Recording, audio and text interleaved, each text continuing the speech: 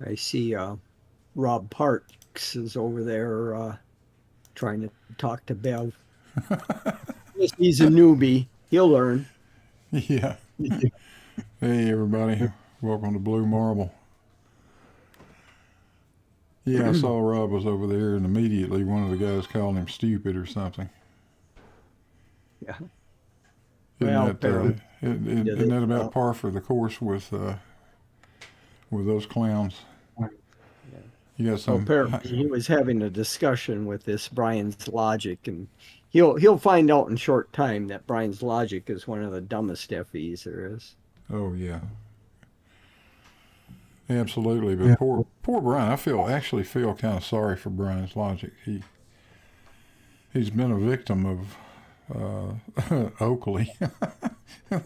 They keep talking to him and promoting Yeah. him like he actually knows something, and he takes from that An he actually expert is smart, and he really isn't, unfortunately.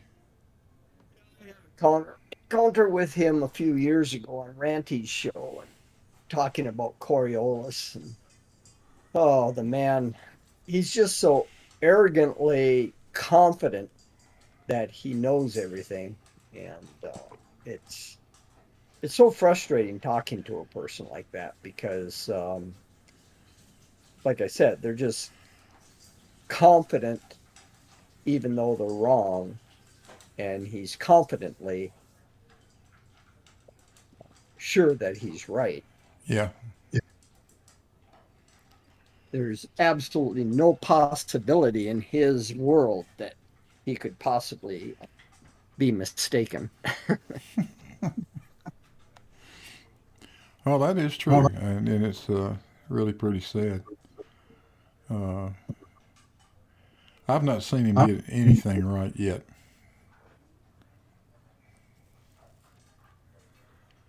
Yeah, I just tuned into Bev's show about 15 minutes ago for about 5 minutes or so. Well, you saw I Yeah, had posted some yeah, stuff in the chat there to Emma and Gadget Inspector and then left. But in listening to Brian talking to this Rob Parks, he's trying to tell Rob Parks, everything about astronomy and who the personalities in the history of astronomy were, and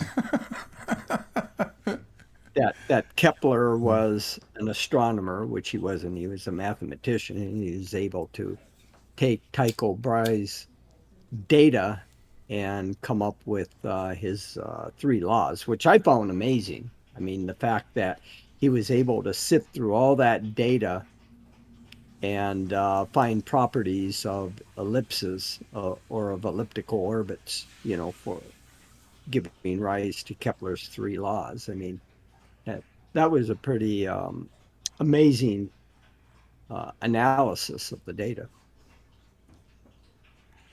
yeah. And Totally amazing. The guy, yeah, and then Taco later, Bry, Taco Bry had been collecting data for goddamn, I mean, 30 years or something. yeah, Uh, yeah, and yeah, and Kepler waded through it all.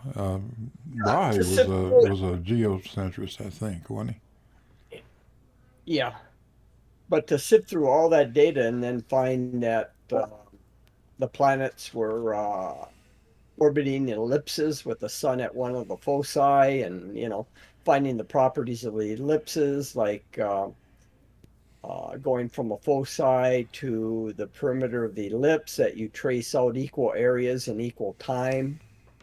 And uh, and then it was, of course, Newton later that was put it all on mathematical foundation once he developed the calculus and was able to derive all that stuff. he? Yeah. Hello, Shaky. Hi, Blue. Hi, George. Hello there, sir. Shout out to everybody on the chat. We got 31 watching already. Marcus Dresden, the Devil's Advocate, Doug Butenboss, Earth is Life, Charlie Welch, The Turtle Moves, Marcus Dresden, and yeah, I think that's about all of them.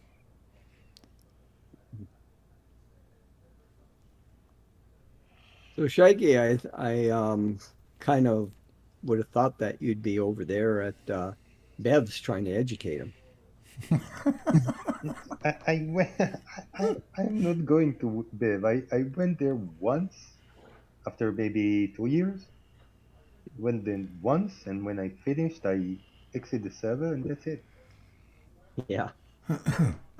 That's what happened to me too. I went in there one time, and that's been a year and a half ago maybe. And all those guys did was insult me, talk over me, mute me, and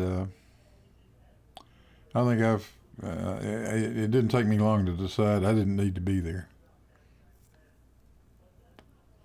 Well, to be fair, it took him like at least an hour until he began calling me names.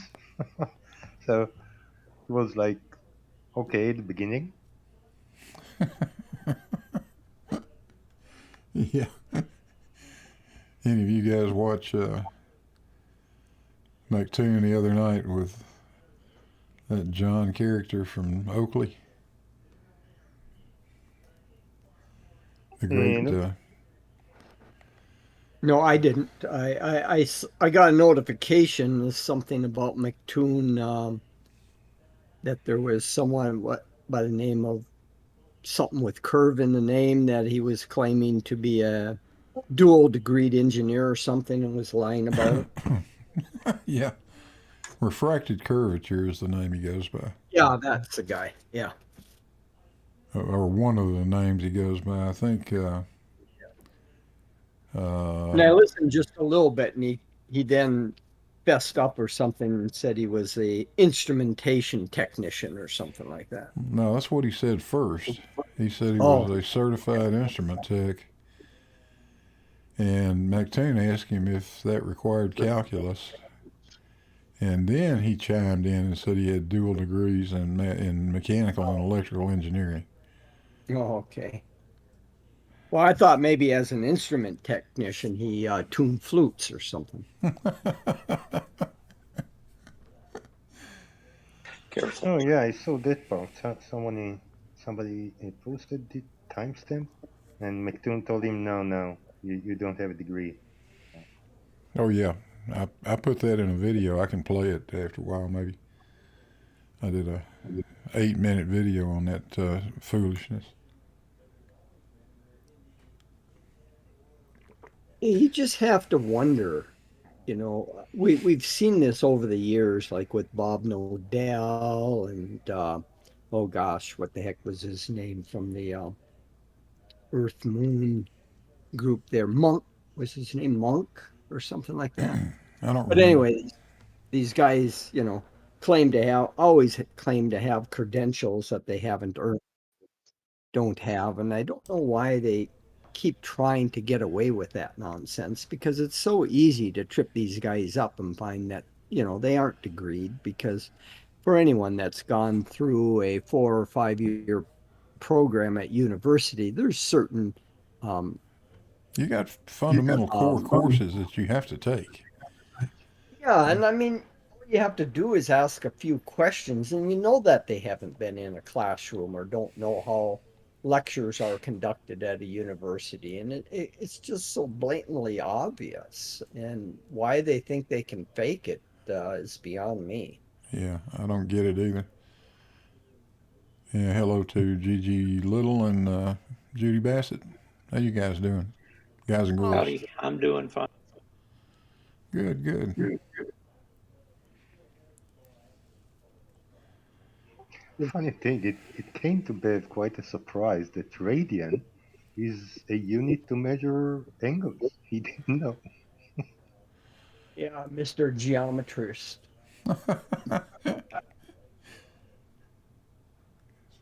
That is an amazing thing that I find though is Bev went through what the first 5 or 6 axioms of Euclid, and he all of a sudden became a expert geometer for his server, and it's just amazing to me that he somehow thinks that um, because he knows the definition of parallel, perpendicular, and that's all you need, and triangles. And there was once I was on his show and I gave him several little simple problems to solve, and I had to walk him through most of them as he just had no clue.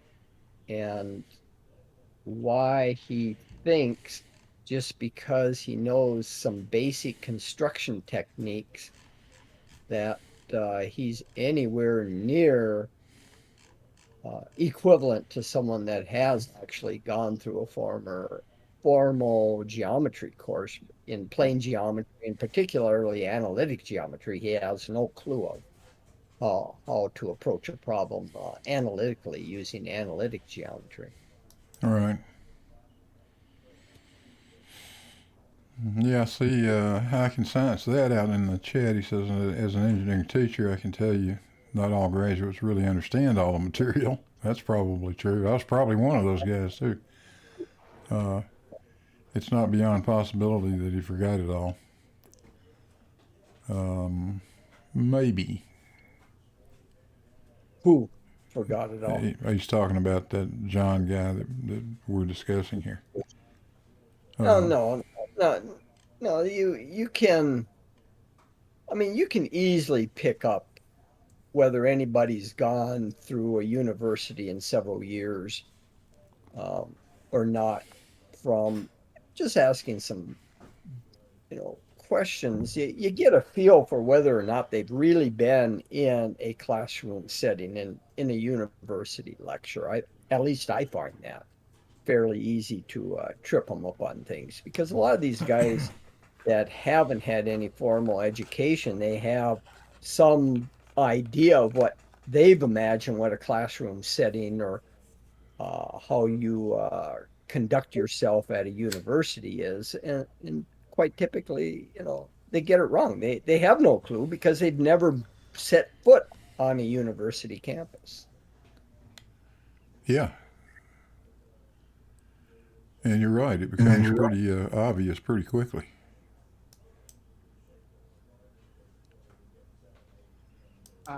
Good afternoon. Hey, Brenda.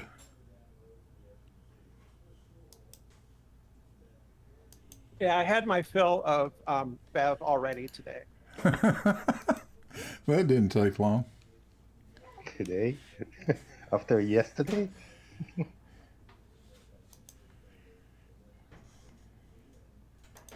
There's a link to the Discord I just put out in the chat. So anybody that wants to join in, feel free.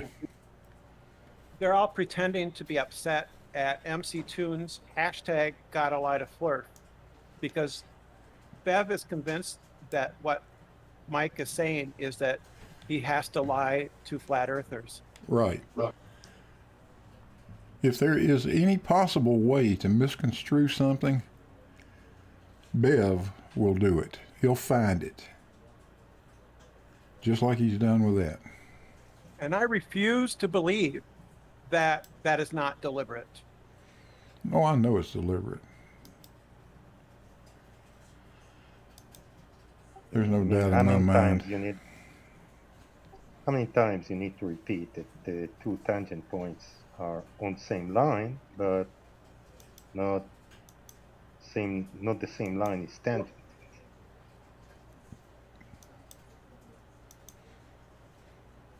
Then they tell me I don't understand what Effie Dogma says. This is where Rumpus and I disagree with many of you regarding Bev. Rumpus and I have had enough conversations with Bev to know that he seems to have severe memory problems, short-term memory problems. That there's something not quite right upstairs. I'll go back and forth on that. Yeah, I know. A lot of you think it's deliberate and it's a ploy. I think he really has problems. Yeah, but reading and understanding that simple hashtag, that's not a memory problem. That's a cognitive problem. Yes, there's that goes along with his memory problems.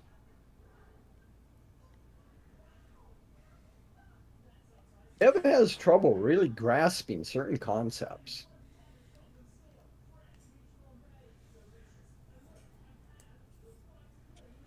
I don't think he has good spatial reasoning. I don't think he has any spatial reasoning. I really don't think he can see any of this stuff in his Does he have mind at all. Sorry, any go ahead. reasoning at all? Not much. Well, from his discussions on logic, obviously there isn't much in the way of reasoning that goes along with him. No.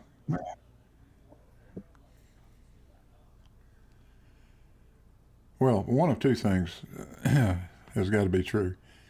Either the guy's got some kind of serious mental deficiency, or he is just he's just about the most dishonest one out there. He's had the globe model explained to him 1,000,000 times, and it's almost like he does a reset every night. Sure, like what a tangent is and how you measure angles to curves, and using some of these basic calculus concepts that you measure angles between curves by looking at the tangents that pass through a point where Yeah. the curves intersect. I mean, how many times do you have to explain that to him? Jesus. I mean, he's had it probably explained to him at least 50 times or more. Hell, I've explained it to him 50 times. It's unbelievable. Well, maybe got it because he didn't give me any hard time about this subject. He never argued about the tangents. Well, I mean, the response you get is, well, you can't measure the angles to curves because you have to have straight lines to measure an angle. And we say, well, you do. They're called tangents. Yeah, what the hell is the problem with that? Yeah. A tangent is a limit. Right.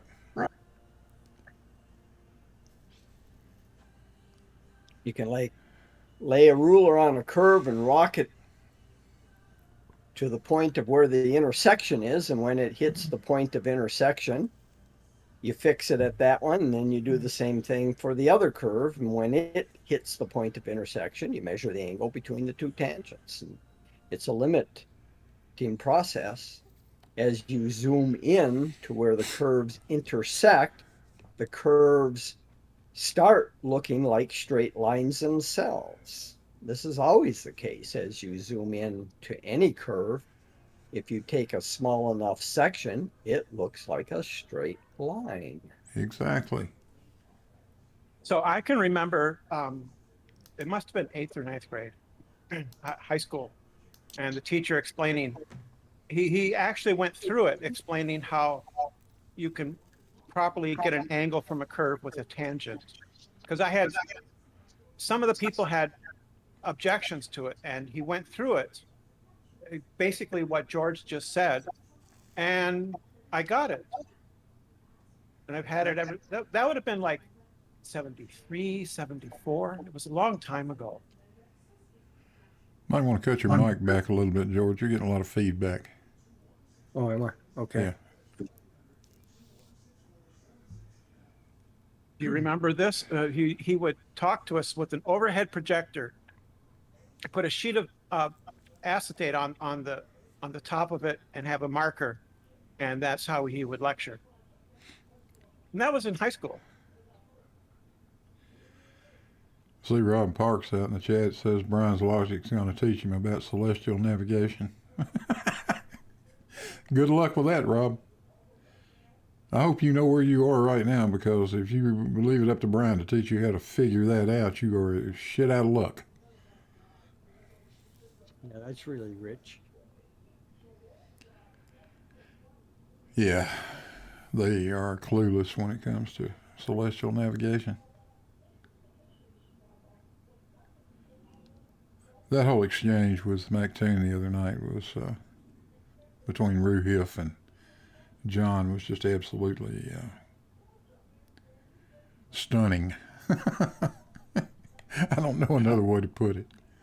Ruhef did an excellent job. Oh, yeah. Yes, he did.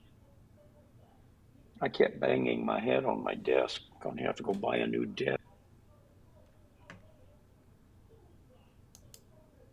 It was absolutely absurd. I really wonder what would have happened if John had gone first.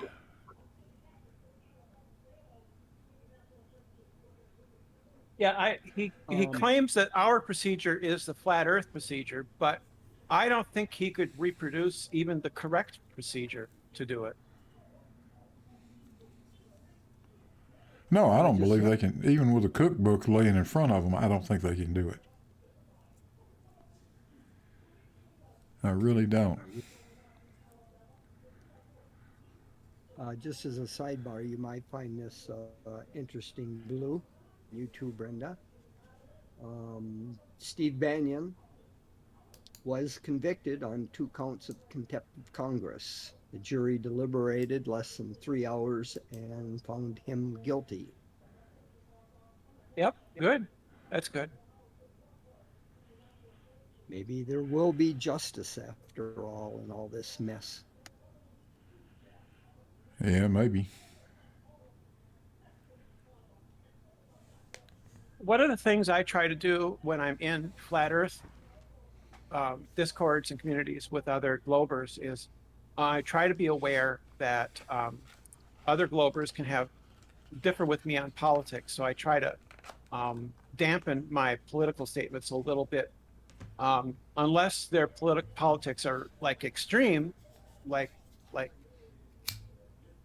we currently have today. But there's still people who have what I would consider it's reasonable to be a conservative in a certain way, but not as extreme as, trying to stage a coup. That would be a breaking point for me. But for instance, Soundly is relatively conservative, but I'm always careful to be respectful of Soundly because number one, his pictures are beautiful and they just say everything, right? And so I don't want to alienate those people.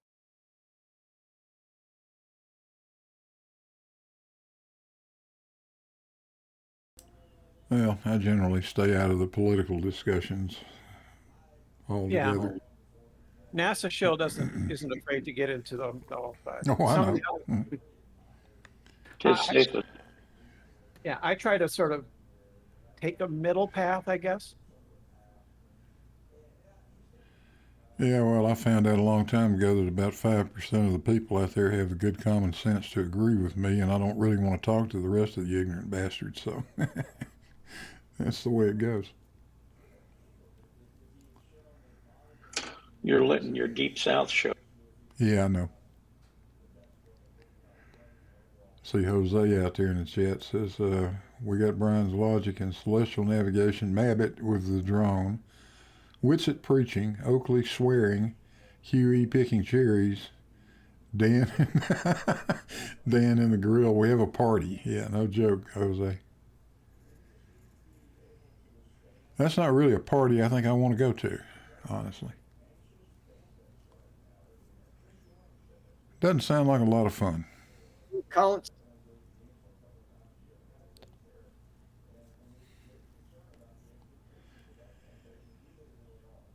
Yeah, this sextant thing, though, just will not go away. I guess you guys have noticed that, too. There's a constant round-the-clock discussion, it seems, coming out of the Oakley channel. Totally misunderstanding how celestial navigation works and what sextants are for and what they do. Apparently, 10th Man, according to his own words, says he spent upwards of $5,000 on navigation books and sextants. And still clearly doesn't understand jack shit about it. He spent the money, Yeah, but has he read them? That's a lot of money to spend to not understand something. Yeah. Well, that's what he said. I certainly can't verify that's what he does. And I'm not sure that if he understands them or not. or if he's just being deceptive. That's a perpetual problem. I can never figure it out. Well, I can assure don't you know, he maybe- doesn't understand it. Maybe it's like Bev argument that if you bought something, you must be an expert in it. Well, it's on the shelf, you know, and then when you go to sleep at night, it sort of seeps through the floor and into your bed, and into your head. Yep, gravity. That's only if you have it on the bookshelf above your bed.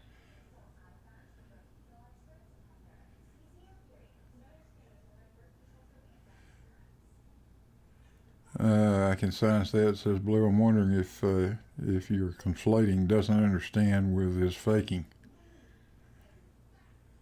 I don't think so.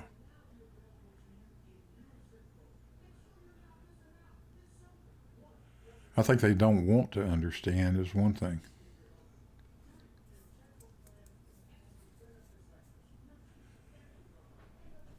Well, you know, it starts with it just starts with the mechanics of a damn sextant. Now, let's just get straight to the point. Sextants don't measure angles between two lines, for God's sakes. The only line involved is the line of sight. Sextants measure angular separation between 2 points, visible points you can see in the distance. Doesn't matter if those points are oriented vertically or horizontally or any other direction. It simply measures angular separation. So all this curved baseline horseshit is just that. It's just foolishness. That is Oakley and the boys trying to dream up some way to maintain it's a flat Earth issue, because you've got to have this flat baseline thing. Back to what George and I were talking about, as if you can't measure the angle between a damn curve and a line. Of course you can.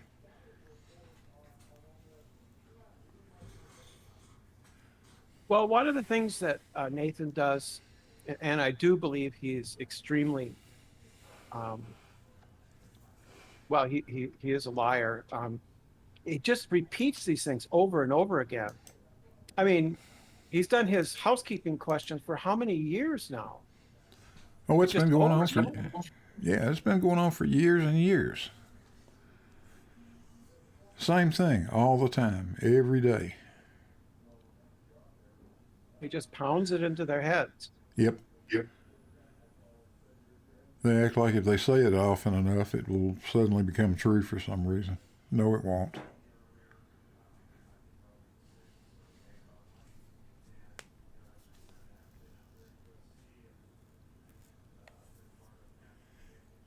And hell, you know, you don't need a nautical sextant. You can use a bubble sextant. There's no horizon involved with one of those.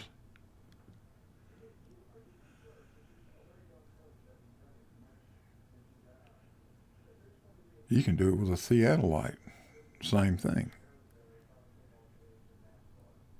And then, of course, they'll grab these illustrations, which are attempting to simplify things, and they will use those illustrations as proof that we are calculating from a flat plane and putting it on a curve. Like, because there are some illustrations there that sort of give that impression, sort of.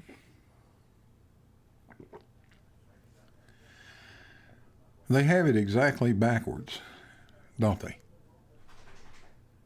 They try to claim that the correct map is the flat map that's just been wrapped around the globe. Why is it the globe is the one that's accurate and the flat map is the one that isn't? It's the other way around. The flat map is a projection taken from the globe, not the other way around, you idiots.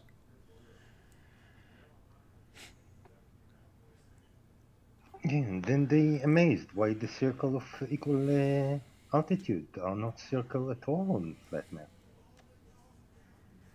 Do they know what a circle of altitude is? Do they know that it's Yes, Wait, Eric posted something today. Hold on. Hmm?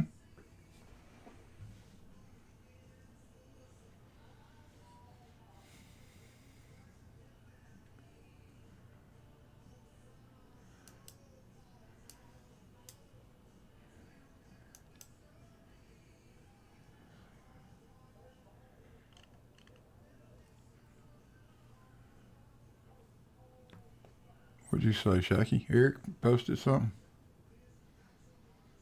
Yeah, posted this.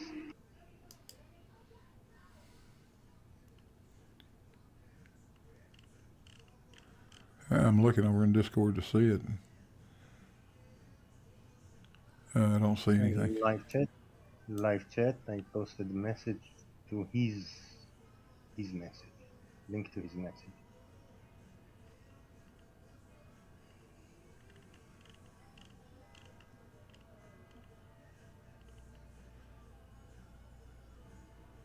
Yeah, let's see. Oh, yeah, okay. Yeah, I see it up there. Let's see if I can get that on the screen.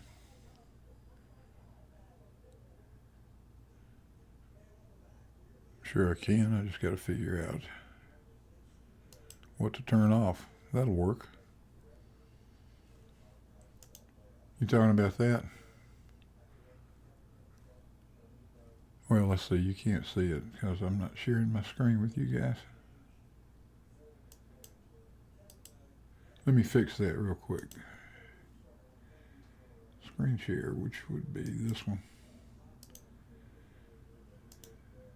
There, that thing there. Yeah, it's part of the video. The link to the video is above it. Let's see. The angle will be different at every single point.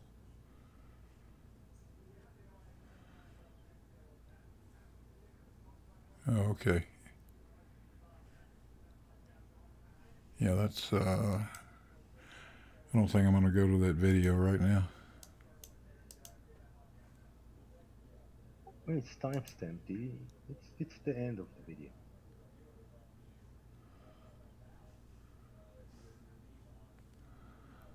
No, from what the guy drew, I understand he understands what circles equal altitude are, but he drew them on a flat map, and some odd reason they are not circles at all.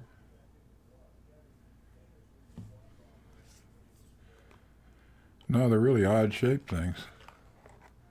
Hey, shout out to Lael for a $5 super chat. Dear Blue, if Rowbottom says Earth is flat, then Q, welcome to flat Earth. Oh, if P, I got it now. If P, Rowbottom says Earth is flat, then Q, welcome to flat Earth. Yeah, that's sort of the way it goes, Lael. That seems to be their thought process. I don't know that I go along with that.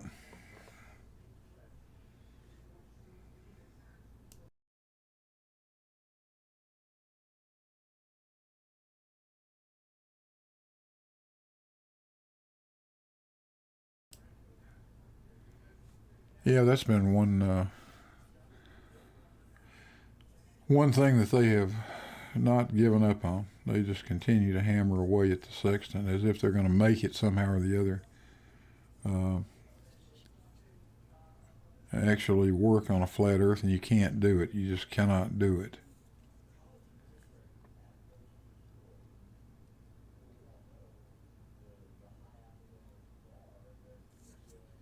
I've yet to see any of them even try to explain where 60 nautical miles per degree comes from. Where would that have come from on the flat Earth? Where do you get that from? It doesn't work.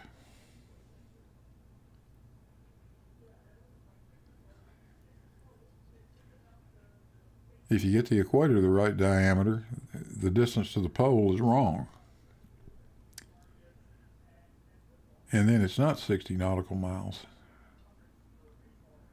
It's 42 or something like that.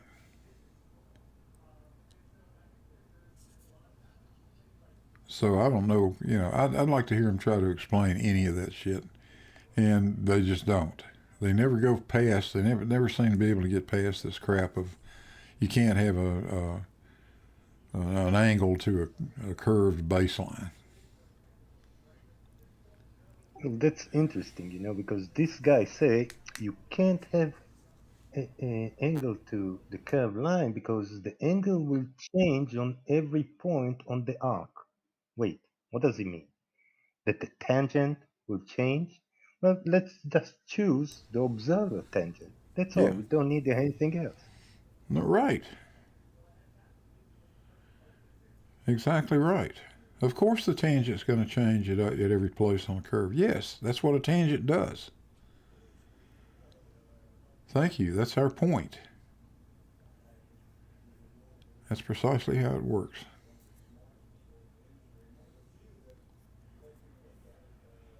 I don't even want to talk to him about nautical sextants anymore because they just drop straight to that excuse. Forget that. Use a bubble sextant. And then, of course, there's the strawman of 90 degrees. Where do you get 90 degrees? Me? I don't get 90 degrees. Who says 90 degrees?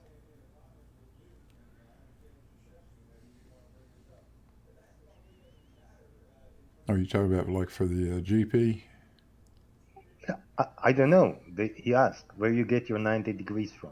Who said 90 degrees ever?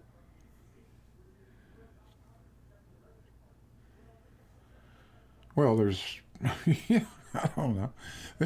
Of course, there's of course, you've got a zenith, which is normal to the surface of the Earth at your position. There's 90. Right, but we don't care about the angle much. We care about the circle, right? Don't care how you draw it, with the 90-degree angle or otherwise.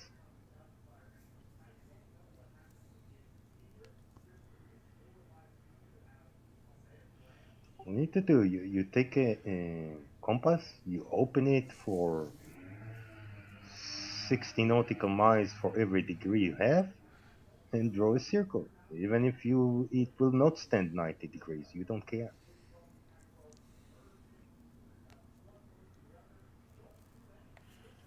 Oh, you're talking about circle of equal altitude. Right. Yeah. Whoever used the 90-degree angle? Well, I don't know why you need it. Right, we use the GP, but we don't refer to it as 90 degrees. No, that's implied in the definition of a GP. That's the point normal to the surface. Okay, great. So what? We don't care. We just need to know where that is. We just need that point. Then we can draw a circle around it. Hey, you can do that on Google Earth, and it works. Good luck trying to do that on a flat map. Doesn't work so well.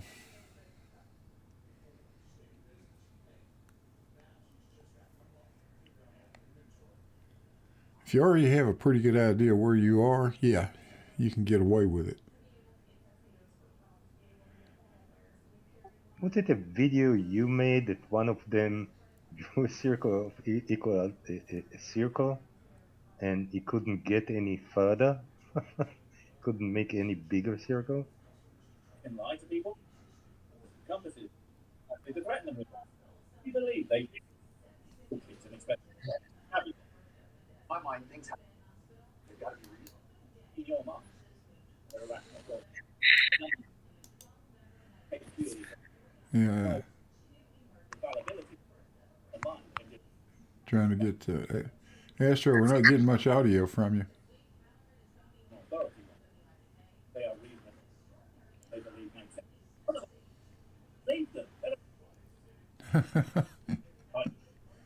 Oh, am I on audio? Hey. Hey, how you doing? Doing okay. I did not know I was on audio. I've got a little lag here. Let me see if I got it. Anyone can find you basically anything. Yeah, we're hearing you hot micing. That's what we're doing. I believe that I am with the sex and nothing that could barely take that's true. And I don't care what any other reasons for not is really Yeah, we're just picking up something in the background there, Astra. do on playing back. Oh, I thought I was just entering a side chat. I did not know it was going to go on audio. Yeah, it's feeding through into your audio. Just enough to trigger Discord. That would do it. Yeah. That happens. How you doing, man? So far, so great. Yeah, we're just chit-chatting about celestial navigation and angles of, or circles of equal altitude and all that neat stuff. You know, it works. It actually works. Get out. Yeah, Despite the protestation. who'd have thunk it? Of course, we've been using it for 300 or 400 years now.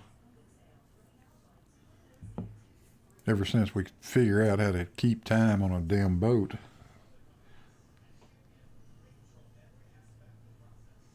I'd say that's a pretty mature science.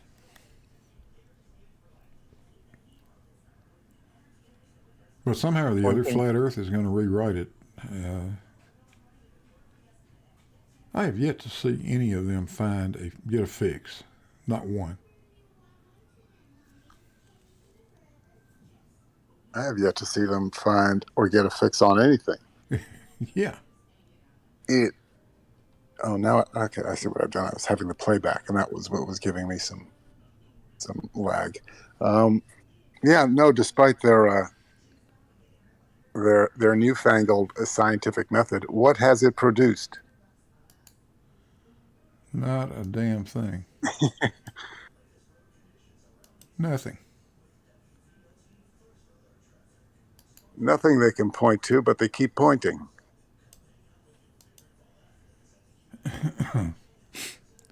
Yeah, their scientific method arguments completely irritate me. What has it got to show for itself?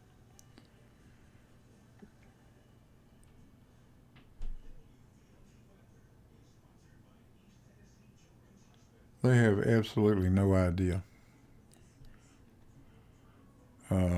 what to do with in the real world. They don't have a clue how it really works. You know, I think Neil deGrasse Tyson probably said it as well as anybody could ever have said it. When he said the scientific method is simply any method you choose that can prevent you from believing something that is true that actually isn't, or even worse, something isn't true that actually is. And that is the long and the short of it. That is really what it comes down to. Most of the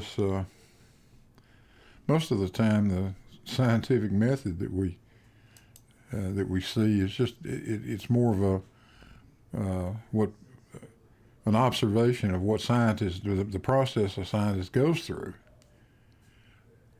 to arrive at a conclusion. That's really what that is. But to hear flat earthers tell it, it's like a Betty Crocker cookbook, you know. Need 2 cups of flour, an egg, 3/4 a cup of milk. Yeah. No, it doesn't work like that. Yeah, it's definitely more of a guide. Are there variables, and how can you limit them? How can you exclude them? That's going to vary with every different experiment. Oh yeah, absolutely.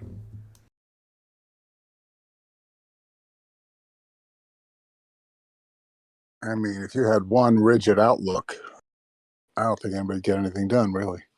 Not every experiment is, can you apply every rigid step?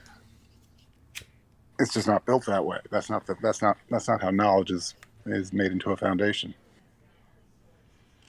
Well, I'm pretty sure that in my lifetime, I know I've read hundreds of actual scientific papers, published papers, peer-reviewed papers. And not one damn time have I ever seen anybody list the steps of the scientific method in a paper, ever. Yeah, the other adage holds true. There are more than one ways to skin a cat. Oh yeah. And yet the cat gets skinned. Exactly.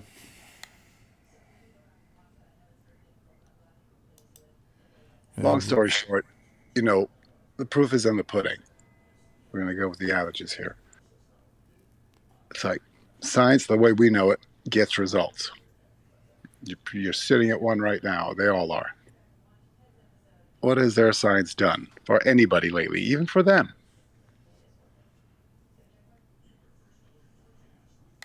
Can't think of a thing unless somebody else has got an idea. I don't know what it would be.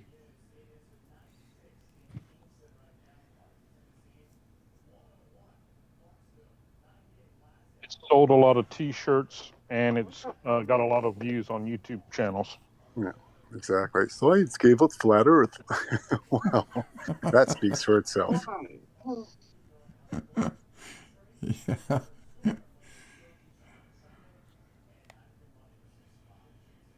I've actually written a few peer-reviewed papers myself, and gone through some very different sorts of science things, very, very different from what we talk about in these forums all the time. And the process was there, but I never had a boss when I worked in R&D that said, "Hey, show me your scientific method before we get started here." Jesus. In fact, I think if I would have walked in the boss's office and said, "Here, have a look at my scientific method. See if you agree," I probably would have been shown the door. Yeah. I think it would make itself evident upon reading the paper. Hell yeah. Yeah, if you can't read the paper and figure out what the guy's independent variable was, what he was testing for, my God. Yeah, that better be pretty clear, or you've done a horrible job. Yeah, well, that's the job of peer review. Hey, look what you should have done here. That you left yourself wide open to a huge variation in results. Yep. Here, right here, and you'd be like, "Oh, damn! I must have sleptwalked through that bit." Yep. Back to the drawing board. Yeah, you really hope that doesn't happen, but it can. To me, the thing I find even more compelling than that is once that paper is reviewed, if some engineer takes the contents of that paper, uses what he learned in there to actually design a piece of equipment based off of that, and the equipment works and is used all over the world based off of what was talked about in that paper. That's by itself is, to me, way better evidence that the paper was correct. Yep.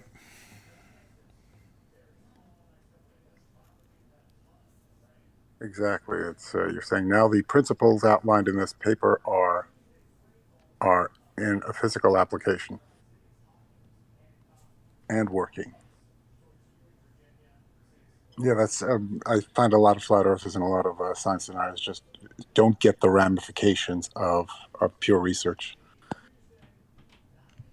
and how you can't possibly know what application it might bring.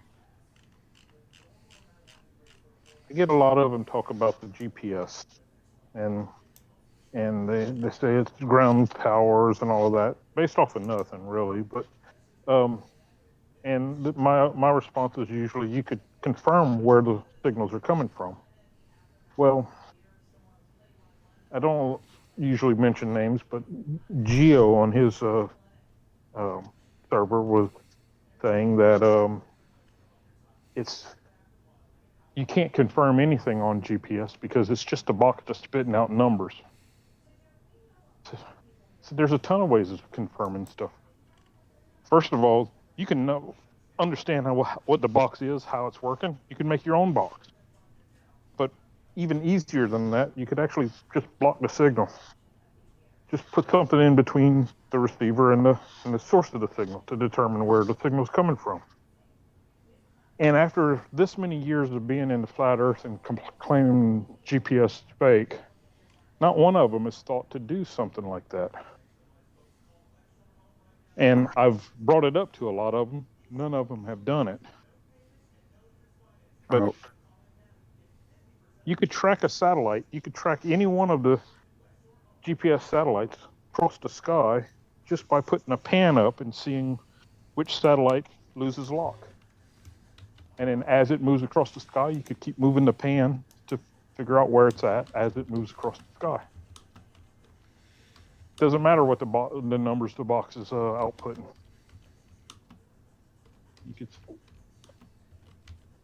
You can't fake that.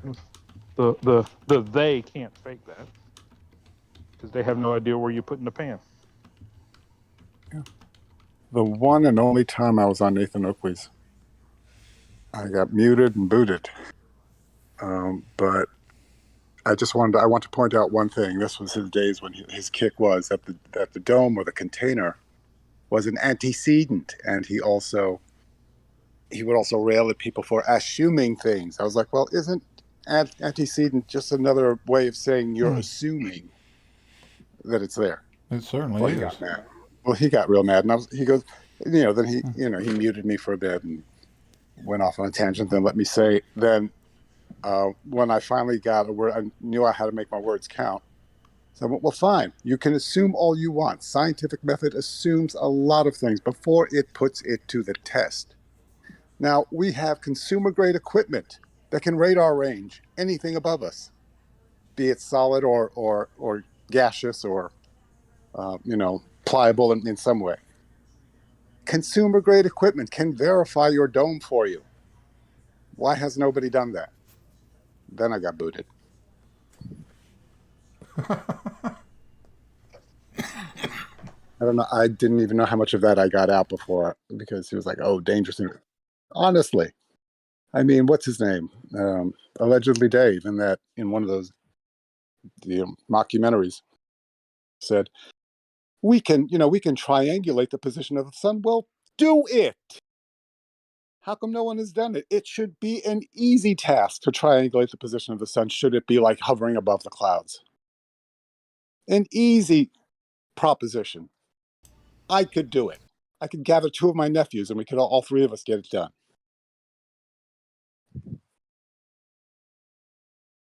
But no, nothing. So I just wait until they make these claims. I call them right out on it. Well, go ahead. Who's stopping you? Oh, you don't want me to do it. No, I do want you to do it. I want to see your face when you fail. Yeah, the real purveyor of crap over there has always been Quantum Eraser. I think he is the genesis of most of that bullshit that comes out of Nathan. But, to what you're saying, absolutely. But somebody please tell me, can you point to a hypothesis ever that wasn't a supposition? That's part of the scientific process. It sure is. That is fundamental to it. You don't know. That's why you're running the damn test. Let me confirm my assumption. Right. Exactly. There's nothing wrong with that. Basically what a hypothesis is. Not only is there nothing wrong with it, you'd never get anywhere without it.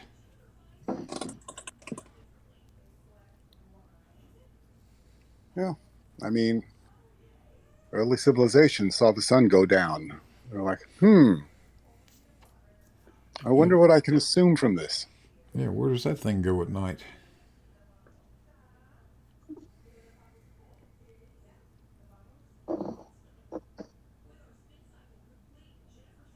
Well, some Muslim went and saw it where it go to. That's my first go-to. It's like, well, show me proof of around Earth. The sunset, dumbass. The sunset. I can drop the mic right there. It didn't take people all that long staring out at the ocean to figure this out. Despite all of the crap that these guys come up with. Yeah, there was plenty of ingenuity back in the day. There were actually people, not just people standing with their toes in the water, staring out at little boats on the horizon. There were guys out there in those little boats looking back at those big ass mountains that kept disappearing. That was back in the debate days. That was my big thing. It's like, why are we, worrying about little dots on the horizon, little dinghies, that just present themselves as, as a pixel here and there. You're hanging your hopes on a pixel on a bloody, refraction laden horizon. Yeah, exactly. How about getting on a ship and moving away from a city? Yeah, hop your happy ass on the boat and take a trip deep sea fishing. You don't even have to have a big boat for that. That's why I tell them it was the seafaring civilizations that pretty much landed the idea. You'll find a lot of the inland civilizations pretty much either didn't address it or didn't care. But you're absolutely right. It was the civilizations that were settled around the coastlines and fishermen going out taking a look at things. They knew something was happening. I'm sorry. Go ahead. If you live between two mountains, what can you see besides those two mountains? Well, that's right.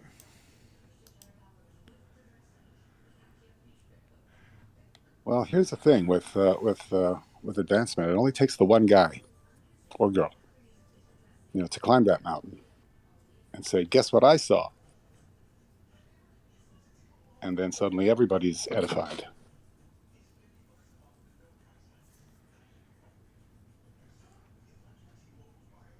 Yeah. Also, I used to tell them, never mind the ships. I don't even care about the cruise ships. We have got the biggest natural thing in the world: the sun, the moon hitting the horizon. Worry about those. There can be no mistake when the sun is below the horizon. No mistake. Actually, the very fact in 1953 you had broadcast television proves that the Earth is a globe.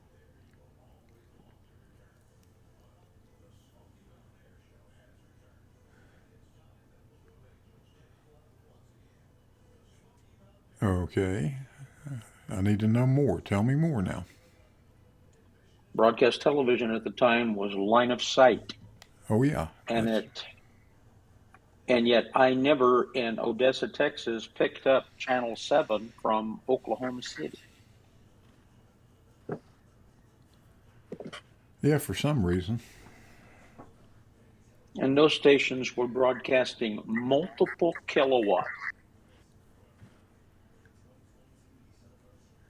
Oh, those broadcast television stations were broadcasting hundreds of thousands of watts, hundreds of kilowatts. I wanted to say megawatts, but I wasn't sure. There were a few that were up there close. Oh, yeah. Well, and then you have tropospheric scatter that runs megawatts into a 30-foot dig.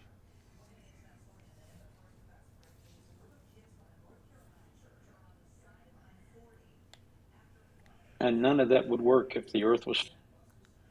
No, of course it wouldn't. Oh, guys, let's face it. There's evidence in practically anything and everything.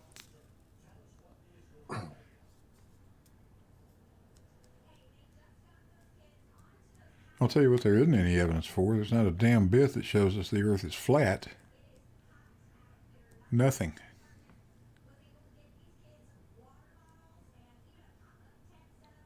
I've never But it seen. looks. Go ahead. I was like, oh, but it looks flat. It's like, okay, well, if that's where your investigation stops, that's bully for you.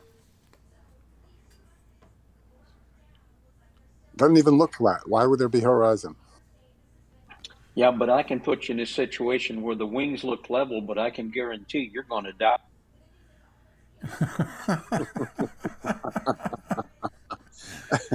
I think I've been there too.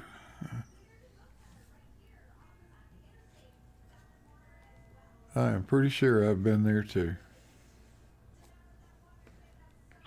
That's about the time you want to tell the instructor to get out of the plane.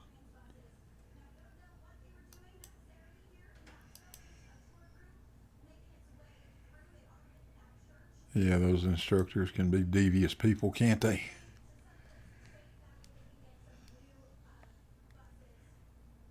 Yeah, what are you putting that rubber disc on that instrument I'm using? Yeah. Yeah.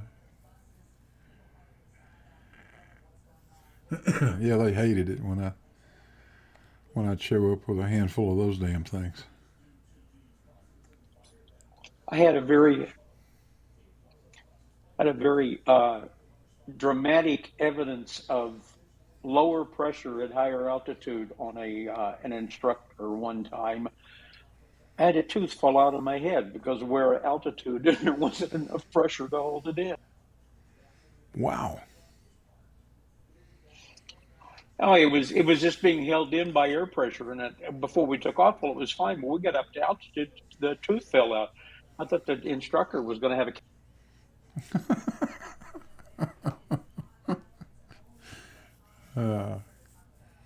How long you been flying? Well, that was back when I was flying. That was back mid-70s. I probably up to about 83. About the time I got married, my wife decided she wanted a house instead of my IFR ticket.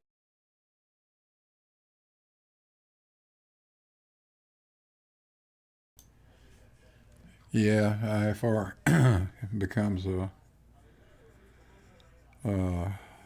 bit more expensive.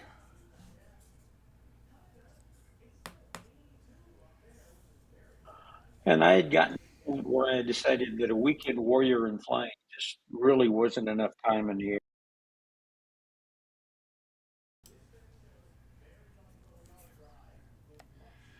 Yeah, if you can't really afford to do it all the time, I mean, if you're not able to fly once a week at least, you're probably a bit of a threat to yourself and everybody else. I came to that conclusion. Oh, it's a fact. Absolutely.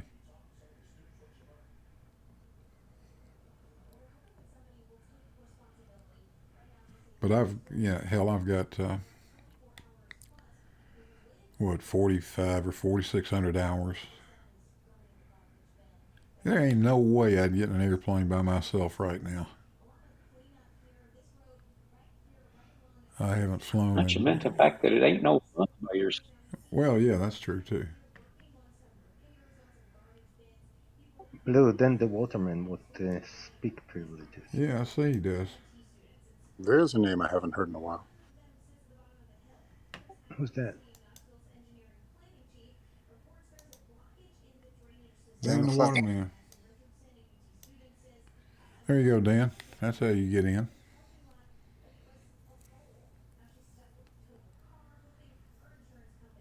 That should have you fixed up. You ought to be able to join the chat now. I haven't talked to Dan in a long, long time.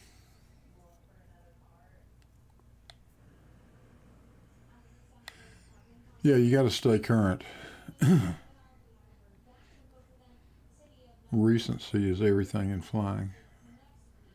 Sure is. If you haven't done And it if in you a don't while, have, if you're running on a shoestring budget, you just about can't afford. oh yeah, the cost of avgas these days is out the roof. I think you underestimate yourself, Blue. I think if you got in an aeroplane, it would all come back to you on your own. I think.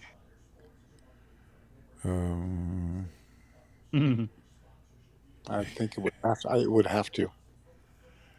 I'm sure it probably, well, might. I don't know that I'm willing to try it though. Well, considering the number of hours you put in, it's your flying time as well as your instruction. I'm sure it'll come back to you. I'm hoping it would come back to you before the ground did. Yeah. Yeah, you're going to land one way or the other. Well, as long as you walk away, right? I never left one of them up there, not one. Gentlemen. Oh, you just didn't step out and walk home, huh? No. I did that a few times.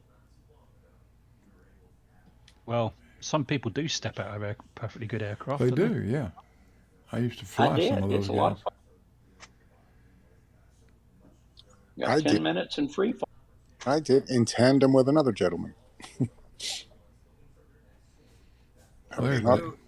Blue, can I go after this little dinghy thing you guys were talking about? Yeah, sure. I'm sure we're referring to National Geographic, and I hope we are because it's neither yours or mine or anyone else created. There's plenty of shots, there's plenty of different angles and all that. There's really not a ton to dispute. So the claim is that at 3.2 miles that they had if I was to bring up the clip, she would say the stripes are disappearing one at a time. Now there's only 6 stripes on the thing. I have the thing in my hand, right? So I can count to 6, you can count to 6. They're not disappearing one at a time. As a matter of fact, at the point mathematically, what should be a couple of feet, 3 miles, a couple of feet, 24 inches, 20 inches, something like that. No, something like, yeah, maybe. So it's not much of an experiment, you're right. But if I bring it up, or if you bring it up now, behind the point that they're claiming curvature of the Earth to be in the way of the vision of the flag, damned if you can't see the coastline behind it at 9.6 miles. And I've been there a lot. I've been there. I know what's up. And to me, it's so damning. It's so proof, of the narrative that I knew they had before they got there. I spoke to them the day before. I knew what their narrative was going to be. Nat Geo. I spoke to some Nat Geo people. It was kind of scripted on the way in, and it was amusing to Mark Sargent at the time how, for 2 sentences or 2 paragraphs, she kind of was a jerk on camera. Other than that, she was cool, really fun for a couple of days. So I just wanted to address that what to me is absolute proof is mainstream narrative ignoring the actual horizon while claiming to see one at 3 miles while they're ignoring the coastline literally 9.6 miles away. And I don't know if I've got that coastline, lit up by laser, lit up by mirror, and lit up by infrared many times. So I'm aware what 9.6 miles looks like because I've been there a bunch of times.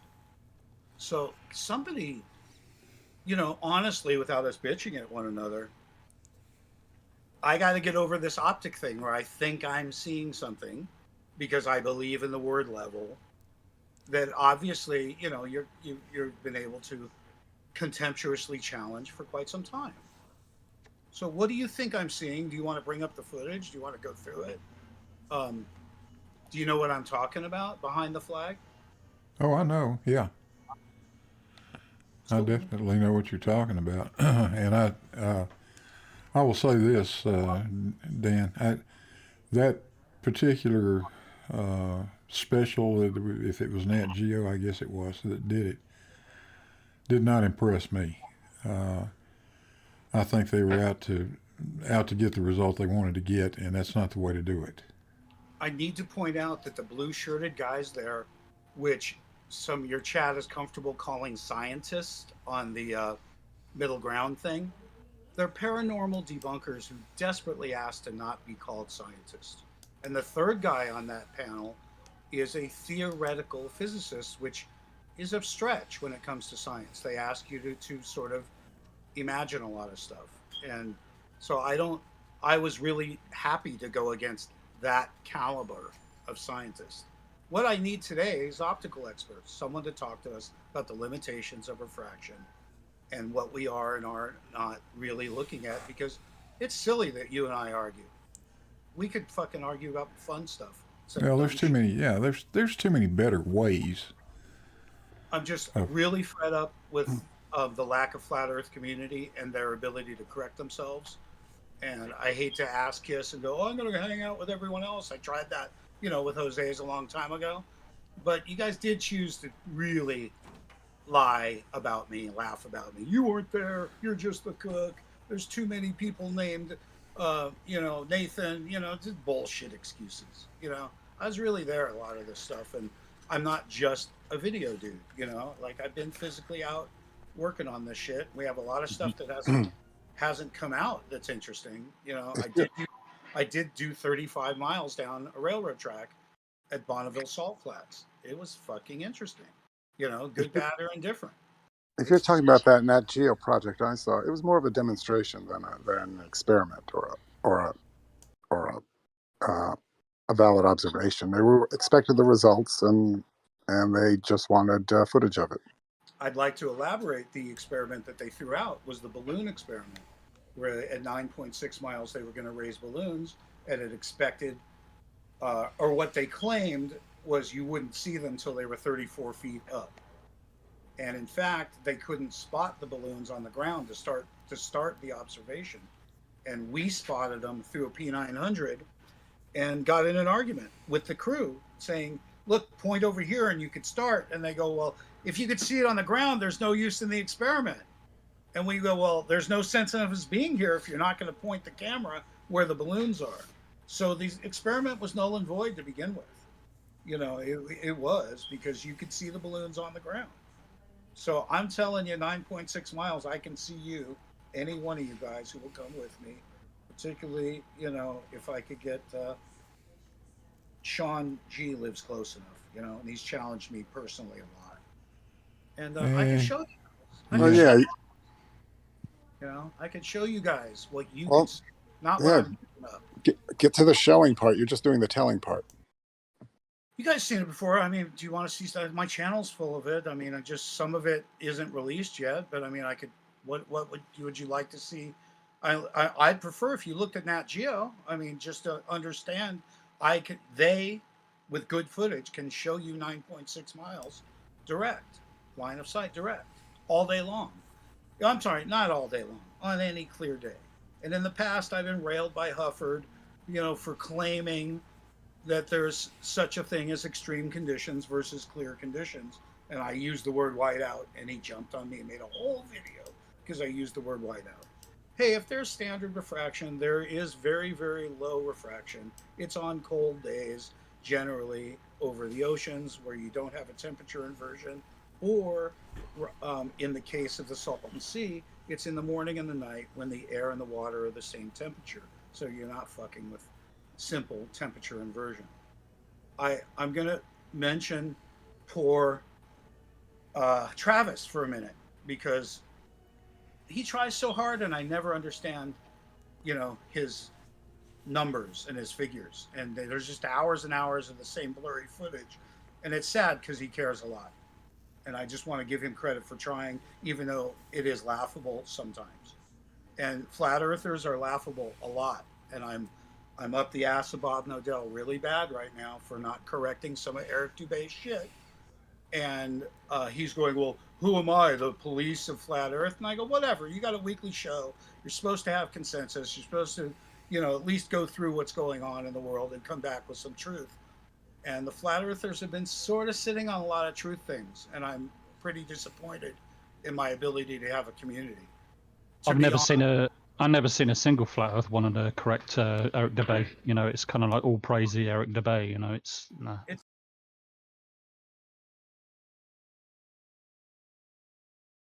I always Yeah, maybe, but I mean they don't correct him on anything technical or anything No, anything he might have said wrong. I don't believe that. I've never seen that myself.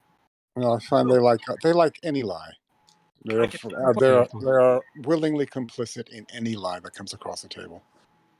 I mean, what you've just I disagree. Sorry, go ahead, Dan. As a flat earther, I take a lot of resentment to the assumption that we're creating fallacy, because we may need to be corrected on some things and we may jump to conclusions, but most of them aren't fanciful, and the ones that are religious. The ones that are religious about it. I mean, I'm not fanciful. I'm telling you about stuff we could go do and see. Yeah, but you're thinking small. I mean, I remember back in the day, we were talking about domes and edges and, dragons be there, all that shit. Now it's a few vague pixels on a horizon that you're hanging all your hopes on. So what's your deal, Dan? Are you trying to prove that the Earth is not a spherical globe and it's flat? Where are you these days? Who's that? Sounds like George. Is that you, George? Yeah, it's George. It sounds like George. I'm going to read you something I've been posting. It says, please note, flat Earth is not about the geography and topography of the flat Earth. The term flat Earth itself is a catchphrase for, quote, we're not on a spinning globe. We do not claim to know any more than the fact that we're recovering heliocentrist. None of us have explored the outer regions of this realm and much less proven its physical reality. Flat Earth is about being alert and having a sense of self amongst a sea of followers in a corrupt society with a culture of money and war. Sadly, Flat Earth has no community, no school, no church, no center, no curriculum, no leaders, and no political affiliations. No Flat Earthers are part of the Flat Earth Society, and it's not easy being different. So I've been posting that around as kind of like trying to answer your statement as to, who we are at all, if there is such a thing as a Flat Earther. Yeah. It's fucked up. That's not what I asked. That's what I've been getting from a lot of flat earthers lately, and honestly, I think that's a cop out. Because coming in from this like a few years ago, every person who claimed to be a flat Earth, or no, let me say this: every person who claimed the globe was not a thing also claimed that the Earth is flat. Now it seems like they all want to say, "Oh no, we don't know what the shape is. We just know that it's not a globe." Well, because we look stupid. We look stupid saying flat Earth. It's not. I'm not buying that. I'm not buying that. No, I think in the most part it's to do with shifting the burden of proof, because you see that all the time. Because the flat earthers now going to debates, especially new ones now, saying I'm not a flat earther, but I know it's not this. So what actually happens through the whole debate that the globe is actually purely on a defensive posture, because they've got to sit there and actually prove everything. It's just shifting the burden of proof. That's what the majority of them are. I'm not buying all that. I'm really not. No. I'm just asking, Dan, where are you coming from? I don't care about these statements. I'm just saying, do you or do you not accept that we have a massive planet that is spherical in nature, that's going around a star called... All right, I know what you're taught. I know what we're taught. You guys don't have to always remind me what we were taught and what goes on in real world. We know about it. I'm asking you about what we were taught. I'm just asking you, what do you believe? I'm going to give you an example of how hard it is. First of all, Jesus. No, You can't even answer a question. Dude, allow me to speak. Okay? First of all, it's not a belief. I don't got time for that. Belief is faith-based. So let's talk about numbers and facts and math, right? Not belief. Don't use the word. Please let's be calm about that. It's not about belief. Okay, what do you accept as being the truth? Do we live or do we not live on a spherical planet? Very little due to the PR campaign behind it. I'm going to give you a small example of what you heard a while back of a teaspoon of a neutron star weighing 3 million pounds, right? Something like this. I looked it up the other day, and it was everything from 1 million pounds to Nat Geo saying 100 million tons. I'm sorry, 100 billion tons. It's a fallacy. It's a fallacy. It's a retarded statement. And you want us to take your word for your research. Got it. No, sir. No, sir. No, sir. I want you to first understand it's not. I want you to first present citations. Okay. I want you to first understand it's no. First comes the citations, then comes the understanding. I want to. Hopefully, I copied and pasted it. I mean, I don't know what to do. Hopefully. First of all, I shouldn't have to prove something to you. Well, you just made a claim. Listen, you should to have a conversation with you, I shouldn't have to prove to you who or what I am. Yeah, but when your basis is flawed, then why have? No, my basis isn't flawed. My question is to you: is there a reason for there to be accuracy in these statements? I believe the entire function is to use the word teaspoon to attract women in the kitchen to the subject matter. What the living? Otherwise, I don't see any real numbers for any real reason, and I don't see a reason for each agency to produce different numbers on a theoretical thing. And that's your claim, which I'm not going to believe. I'm going to provisionally set aside right now because provisionally set aside. I'm sorry. Do you mind if I finish my statement? Where do I post the search? Where do I post the search? I would figure that out while I make my statement. Fucking ridiculous. I'd like to go now. Because if you're not getting your information from scientifically peer-reviewed papers on the subject and science, okay, do you mind? Science communicators. It's science communicators that use the words teaspoon and things like that because they want to communicate to the average person. That housewife you're talking about, they want to interest her in these things. Thank you. We agree on so they could use a lot of hyperbole.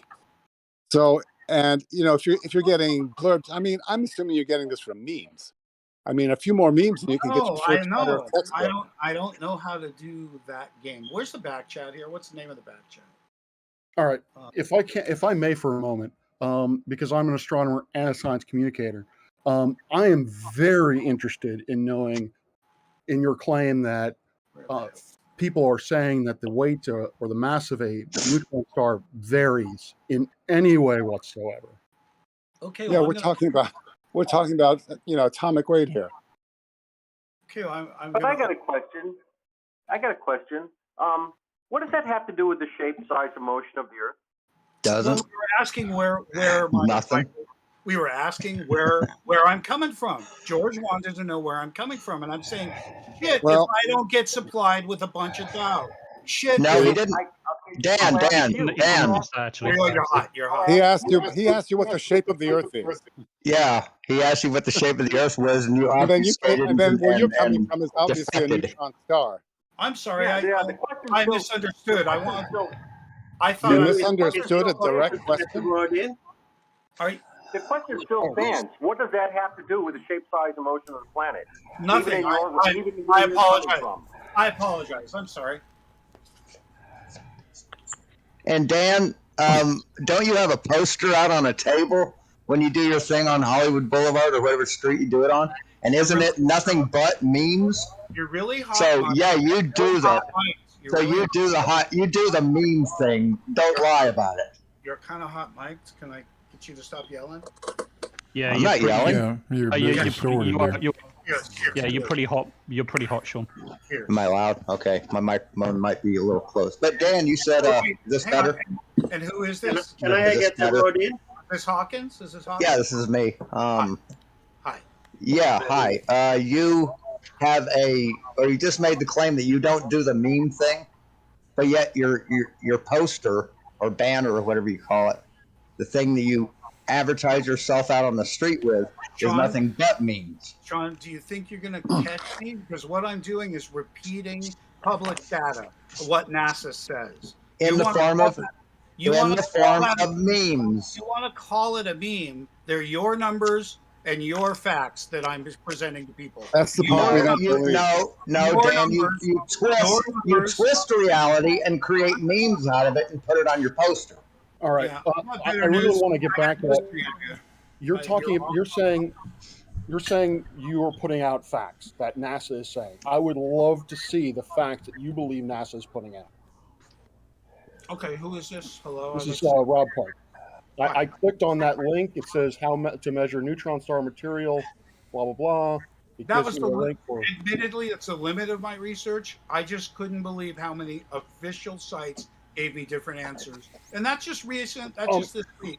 I'm not I don't talking know about what the problem I have here, and this is a very, very crucial problem, is that you are making an unsubstantiated claim. I am making no claim. Don't say you, I'm making a claim. Don't fuck you with are me. because you have no proof. I can tell Fuck you that no I'm not one. making any claim. I'm asking you about this.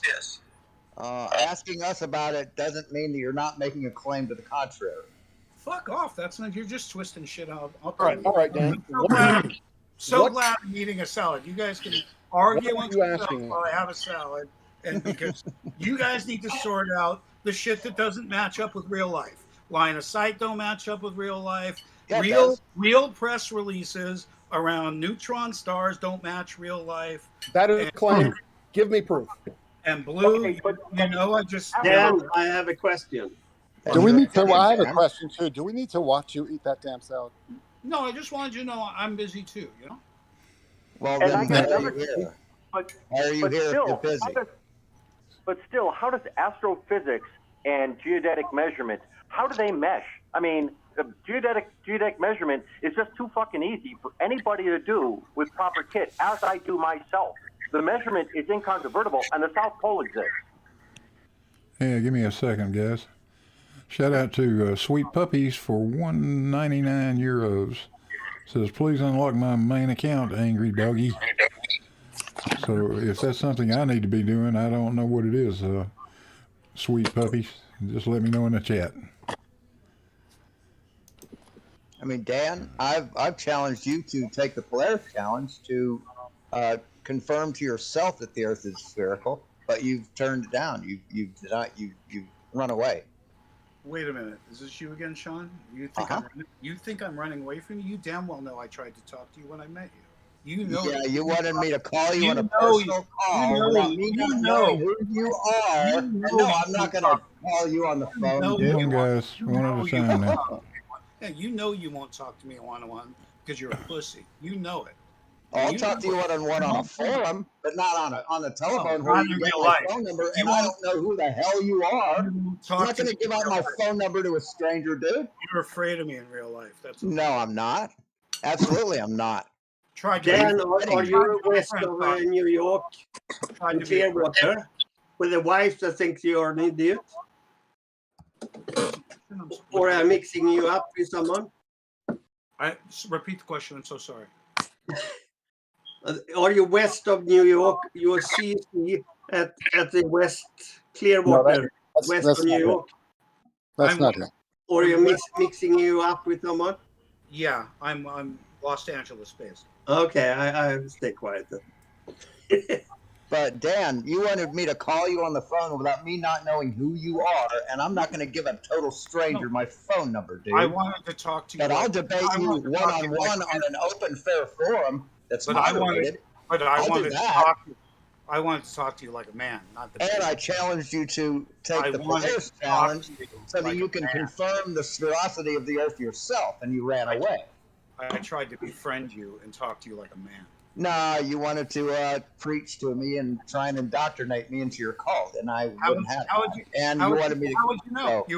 You were afraid to talk. How would you know? Because I watched your videos, man.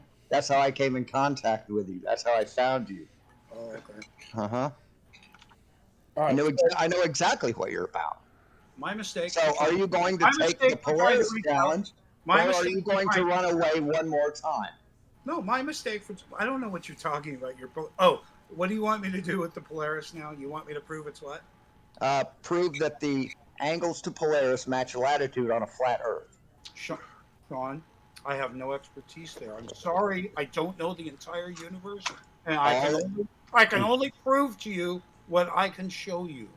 Okay, then we know that the angles to Polaris match latitude. We know that a 45-degree angle to Polaris is seen at 45 degrees north latitude.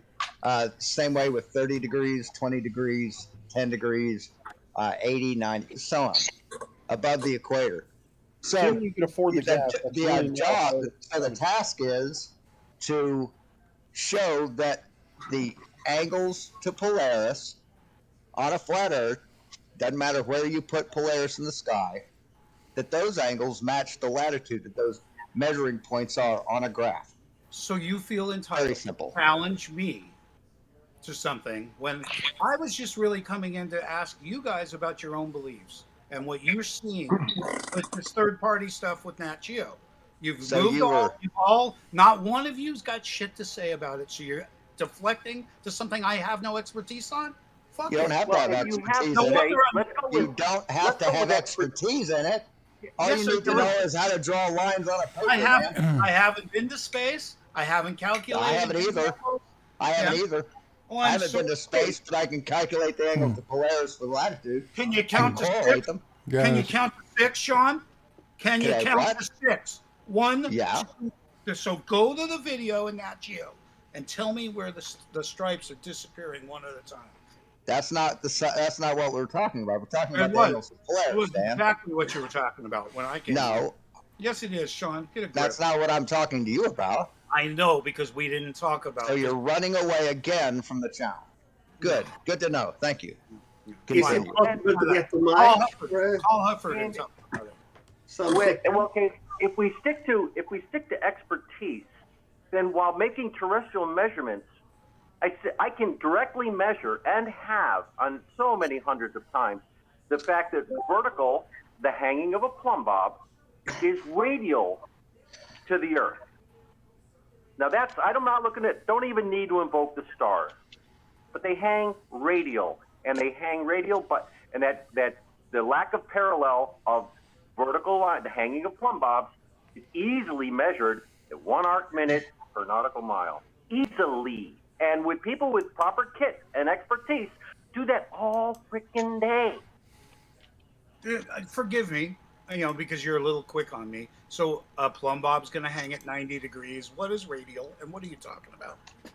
If you don't know what radial means, then you're not in a position to say what the shape of the Earth isn't. I'm sorry. Okay, so everybody is sorry. I asked you to educate me.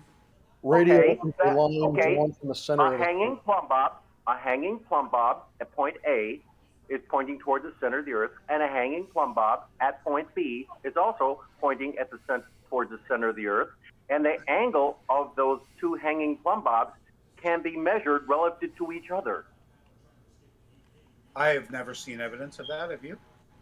Yeah, I do it all the fucking time. I am a professional geodetic land surveyor, and I have a large array of my own kit and have gone into beyond aerial mapping, GPS control, and geodetic survey by analog instrument in 12 different countries for over 35 years. And my 100-year-old Ordnance Survey textbook is stunningly simple and accurate to this day. That sounds very impressive. It is. Easily measured with analog gear without involving a horizon or a star. Yeah, you seem stuck on this Nat Geo business. You really should branch out. Well, when you get very close to the surface, when you get very close to the surface of the water, you are not attempting to measure the shape and size of something hundreds of thousands of times larger.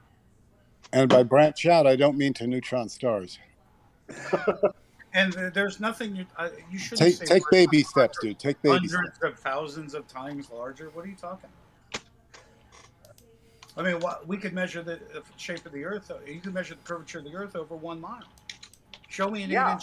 Yes, that's true. That's true.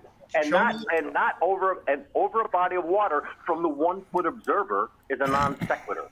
Okay, so when I tell you that I've traveled to, let's say, Bonneville, Salt Lake, and that it's really easy to see each other 10 miles away, you need to explain that through a form of refraction. Am I correct? You need to present evidence of that. I do it all day long, and I've got lots of evidence of it. Your denial just makes this conversation long. I don't see the evidence. Sorry. Okay, what would you're denying water now? I need to do it over land. Is that what you need to see? And then we're talking about the effect, the optical effect of atmosphere when you get very close to surfaces. very well-known corruption to the measurement. Of course. Of course. So I go from mountaintops to valleys where the air column is clear. Okay. And here's your Bonneville salt flat. Where's a good place to post on this? Dan, can I ask you a simple question? Who is this? This is Rob Parks. Hi, Rob. Hi. This has been asked before, and I do apologize for getting heated earlier. I don't tend to like doing that, but can you very simply state what the geometric shape of the Earth is to your understanding? I have zero factual understanding of physical properties. I question physics in its entirety, particularly when I speak to astrophysicists, particularly when we listen to the bullshit that gets put out by mainstream, including academia. You got to remember, universities were so important at one time. That's where the books were, but they've become antiques. Now, astrophysics aside, in live chat, I put a picture of the Bonneville Salt Flats, which looks a lot like the Lake Pontchartrain Causeway. Please explain. Very similar. Hang on, let me see where it is. I probably have it's in live chat. And while you're at it, be sure to question the surgeon when you get your triple bypass. Just for nothing, Dan, I am a professional astronomer. So if you ever want to have a chat about how I'm misleading the public, please let me know. That would be terrific. Like I said, you start on that neutron star stuff for me, and I'd be really cool. You explain to me. I start on the thing that's furthest away from flat many Earth. public wanderings on something needs to exist. You have not even presented evidence for that. I'm not here to present you. Well, we know that. I'm not here to present. I'm here to challenge. We know. Okay, you want to challenge analog measurement? Okay, let's go do it. Come on out to Western Maryland. You can bring your own equipment, and you can use mine. Hang on, I gotta try and show you something. Last time I got that challenge, the guy ended up saying "'tis but a scratch." So, do you want to get to the salt flats now, or what do you want to? Do you want to run away from? You're still running away from. No one's running away, dude. No one's running away. You're not exactly a pit bull, dude. The two things I ask that you are not running away for is explaining Nat Geo, explaining the neutron star, and Blue knows that we got something else pending that I sent him on a video. So I have a few things pending. You're going to Ponce train me now. Do you want to go over to what you're saying about distances here over what looks to be about 40 miles towards Salt Lake? So I know whether you're looking from Wendover towards Salt Lake in this image, correct? I am perfectly capable of discussing with you neutron stars, but what I do not understand is what is your issue with it. And if you say that there are multiple claims of how a neutron star gets masked, I'm going to need to see those claims for context. Okay, I put a link up already. I'm sorry if you missed it. Yeah, I didn't do further research because I only need to find inconsistencies. Remember, in court, you only need reasonable doubt. You don't need a burden of proof. So, as a matter of fact, the person making the claim needs burden of proof. Okay. So who saw this link that he put up? To be clear, you posted a link to a Google search, not even a website. A Google search. I'm sorry, to a dozen websites. Get a grip. Don't fuck with me. To a dozen websites with different answers. A dozen websites with different answers. Sorry. That's what I did. You gave me a Google search. Okay, that's fine. A dozen websites with different answers. How else am I going to display to you the variant here without showing it to you? I was thinking you would actually give me a 3 or 4. Nat Geo claims 100 billion tons, and everyone else says 3 million tons.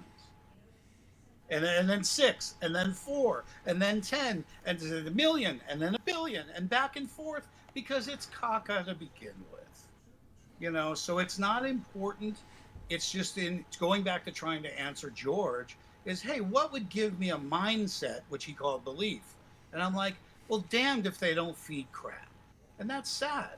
I don't like being fed crap. I really You've got no evidence of your own, just I casting don't like the aspersions way on everybody else. you know, I do not like the way you approach me. You're not I don't give a shit. you're not appreciated at all. Yeah, go fuck yourself. All right. But you know, it's true. Who was that again? Who was that? Rex. The name is Rex. Hi, Rex. You're no fun because you're a little attitude. You might as well. But maybe you could have this out on say Modern Day Debates or MC Tune or some other place. Kind of clown showy places. I hope not. I hope I don't have to do that. Those are clown. Like Tune's a clown show. No, it's Weren't not. you just saying the same about your flat Earth community? About what? What am I? About your flat Earth community, how you can't have community because they're all clowns. It is a tragedy, and I'm here to tell you all about it. Not hiding a thing. Well, you don't have to tell us what a tragedy it is. It saddens me a great deal.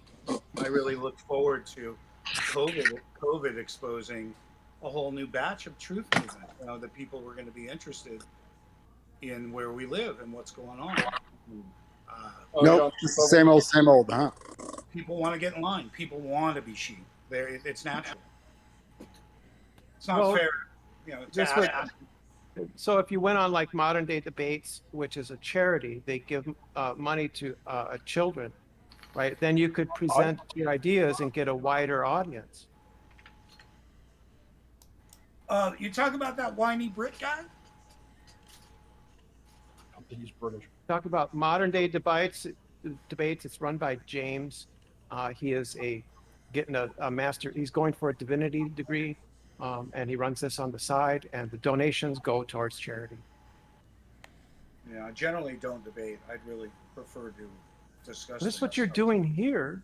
No, it's not. No, it's not. No. I'm just literally putting a face when you guys are looking, you know, to wander around and make assumptions. Hey, we're guilty of that too. But I'm saying, hey, based on fact, like I said, the Nat Geo shit, I didn't shoot it. You didn't shoot it. Those aren't scientists. I mean, I could keep going on and on and on. Yeah, but who needs Nat Geo when we've got a geodetic surveyor right here in our midst? Well, it turns out that he's not getting to millions of people, and Nat Geo is. He doesn't need the millions of people. He's got the job. I've got the chore of going against the masses who believe what Nat Geo, for instance, says. Why? Because they're Nat Geo. Now you understand why I'm pissed off about the neutron star, because they had the biggest exaggeration. And that affects you how? So all you're saying is you saw a bunch of sites that say the equivalent of a teaspoon is a fuck ton of tons. Big deal.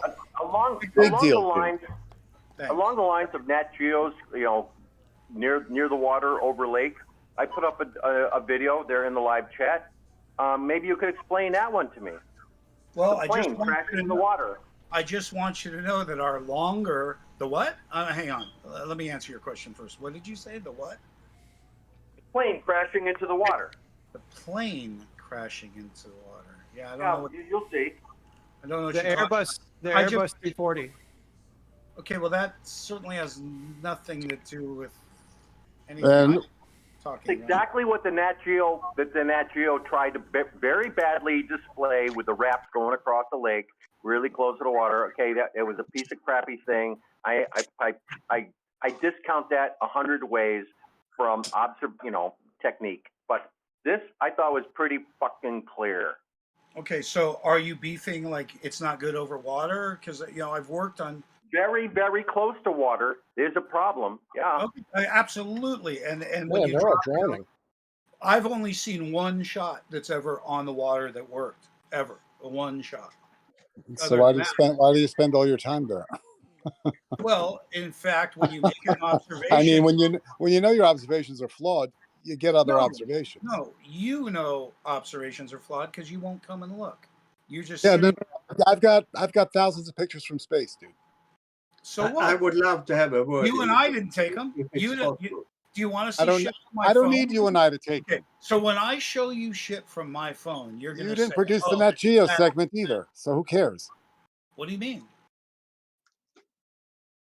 You and I don't have to take them. I understand the technology. I know how it's done, and no one, not you, not any flat earther, not any Apollo denier, not any science denier, has put a chip in those photographs. None. What do you accept? Hand waving and dismissal is not an argument. What do you accept for citation? What do you accept? If I tell you, here's my observation from myself, from my phone, of a mirror flash at 9.6 miles, and you're going to say what? And after you just said ground-based observation so close to the refraction area is non-committal. 18 feet? Are you happy with 18 feet? No, I'm not. Where do you get happy? No, I'm happy. I'm happy. Where do you get happy? See, so I've worked at all these heights, so I want to know what makes you so sharp. So your flaws are manifold. Big deal. What? So your flaws are all over the place. Wow. There's no flaws. When you have line of sight, you have to explain what's curving this light. You have to explain that. And do you do that? In the case of sunlight, it generally is going to be direct. When you see something light like a star 10 miles away from you, it's probably line of sight. Would you like to see it? Do you care? No. Because we're going to have to explain it. And there is no explanation for line of sight. Oh, cool. So explain the sunset while you're at it. Exactly, because your sunset... No, not exactly. I asked you to explain the sunset. Listen to me. That wasn't an exactly answer. Your sunset should be in the same range as your ship going over the horizon. So your sunset should be within 15 miles. Get a grip. It's not. So you're out of your mind. Where did you get that? You're out of your mind. Calculation? Where did you get that calculation? You're out of your mind. If you think I heard you. Where did you get that calculation? If you think the sunset's far away, you're out of your mind. So you think it sets 15 miles away? I know motherfuckers 15 miles away. The sun didn't land on them. Horizon's where it's setting. Remember, dumb shit? Your horizon's where it's setting. The sun is setting on the horizon itself. Is that what you're telling me? It's going over your little edge. And how about that ship that's on the horizon? Are they getting dangerously close to the sun? 3 miles. It's 3 miles away, right? It's 3 miles. Apparently, the sun is closer to me than Portugal. 20 inches at 3 miles hardly counts as something noticeable to the naked eye. Thanks, though. So the sun is closer to me than the opposite shore. Got it. Give me a shore. I'm just short. saying. Give me a short break, guys. I live on the West Coast, and if the sun sets behind Catalina Island, 27 miles away, I got to think to myself, how is it setting behind there when certainly the horizon should be only 10 or 15 Why miles? is it setting at all on a flat Earth? Well, we're using the term sunset. I'm sorry, you caught me. Why is it setting at all on a flat Earth? Caught me. You're I don't so care about. clever. I don't care about the term. So clever, Rex. So clever. I know that about me. But you're not. You're boring. Well, you can't answer the question. So what's more boring than that? Just a quick one, guys. Shout out Angry Doggy for 4.99 euros. Says, thanks, Blue. Sorry I somehow screwed up and insulted someone. Can't promise it won't happen again, but I'll try my best. Anyway, love your content. No problem, Doggy. We got you covered here. Thanks. Hey, Blue, thanks for letting me come around. I hope it sparks up you guys a little bit. No Yeah, problem, so man. the question on the table is why did the sun set at all? And you say goodbye. Got it. No, I just said it doesn't. I'm sorry I used the word. Well, contrary to what everybody sees, huh? Why is the sun the same size all day long? You know, I'm not an expert on the sun. You want to pick on me? Do you want to pick on me? Because literally, I can only show you my observations with the sun. And in this case, it would be sunrises and sunsets over Salton Sea, stuff I have footage that I took. And when you look at that long reflection, you look at a 9-mile reflection, and try and imagine how a reflection would stick on a ball. Think about it. Yeah, well, you're wasting your time. Doing it. Why? Why am I wasting time? Because these are dumb questions. Rex, you're a pouty little guy. You're kind Why of is every other defense from you about things you don't know and are not expert in? Because everything I talk to you, I can whip up and show you. That's why. Because I have it on me. I know. Okay. And I can show you mine, which is expert measurement of the planet terrestrially with analog kits. All right. So now we have directly measured the fact that vertical are radial to the planet. Okay, we got that part. Moving on. So why is there no horizon blocking my vision? Because you're not in a vacuum. You're not in a vacuum. Why is there no physical horizon? Also, why is your claimed expertise in a field that you admit is flawed? When I use the word expertise, I apologize. It's not the word expertise I have a problem with. It's the flawed part. And where would you like me to correct myself? What subject? I don't need you to correct yourself. You yourself. Talk about You yourself. I know. I need you to double down. You suck. You yourself claim that. Everyone else, I claim that so close to surface observations are flawed. So Yet that's your expertise. To go back and forth with you, really, Rex. You don't even do that. You really You've been wrecked.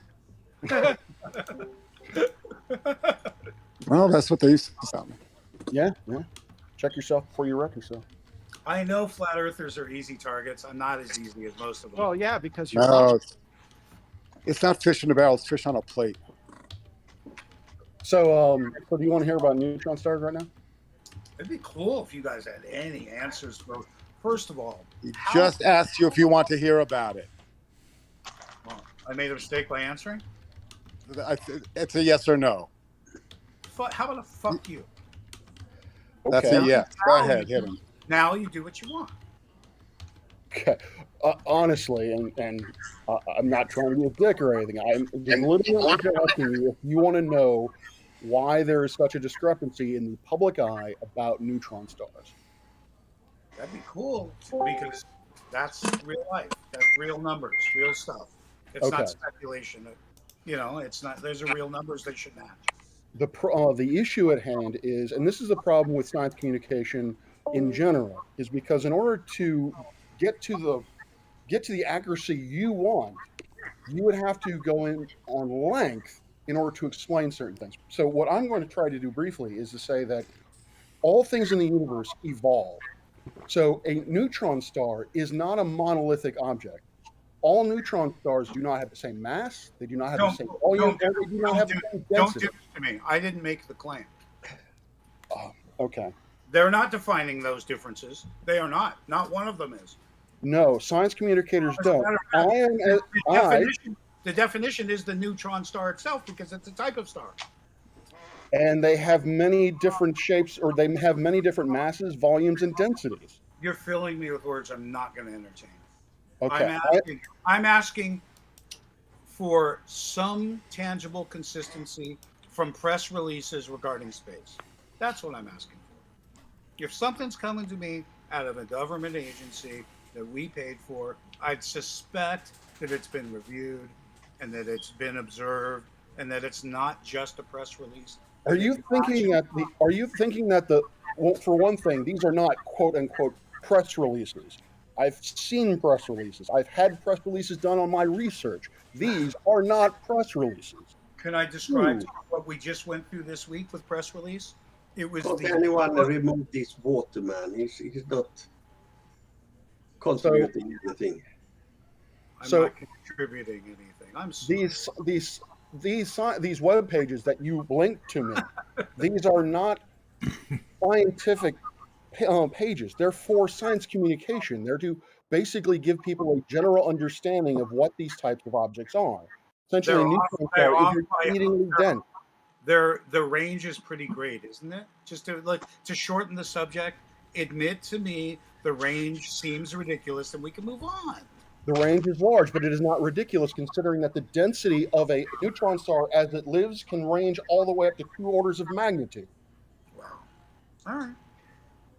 Things evolve, dude. If you're comfortable with that, fine. Yeah. When I grew up, Carl Sagan said we were on the edge of the Sagittarius arm of the galaxy. Today, we're in the middle of the galaxy in the Orion Spur. Did they correct themselves? Is it a Mandela effect? Fuck. I don't know who told you that we're in the middle of the galaxy, but I can assure you we are not. You do understand that if we both go to Google Images and ask, where are we in the Milky Way, you will get as many wandering answers as you did with the neutron star in pictorial form. Okay, how about this? How about you in pick up pictorial form?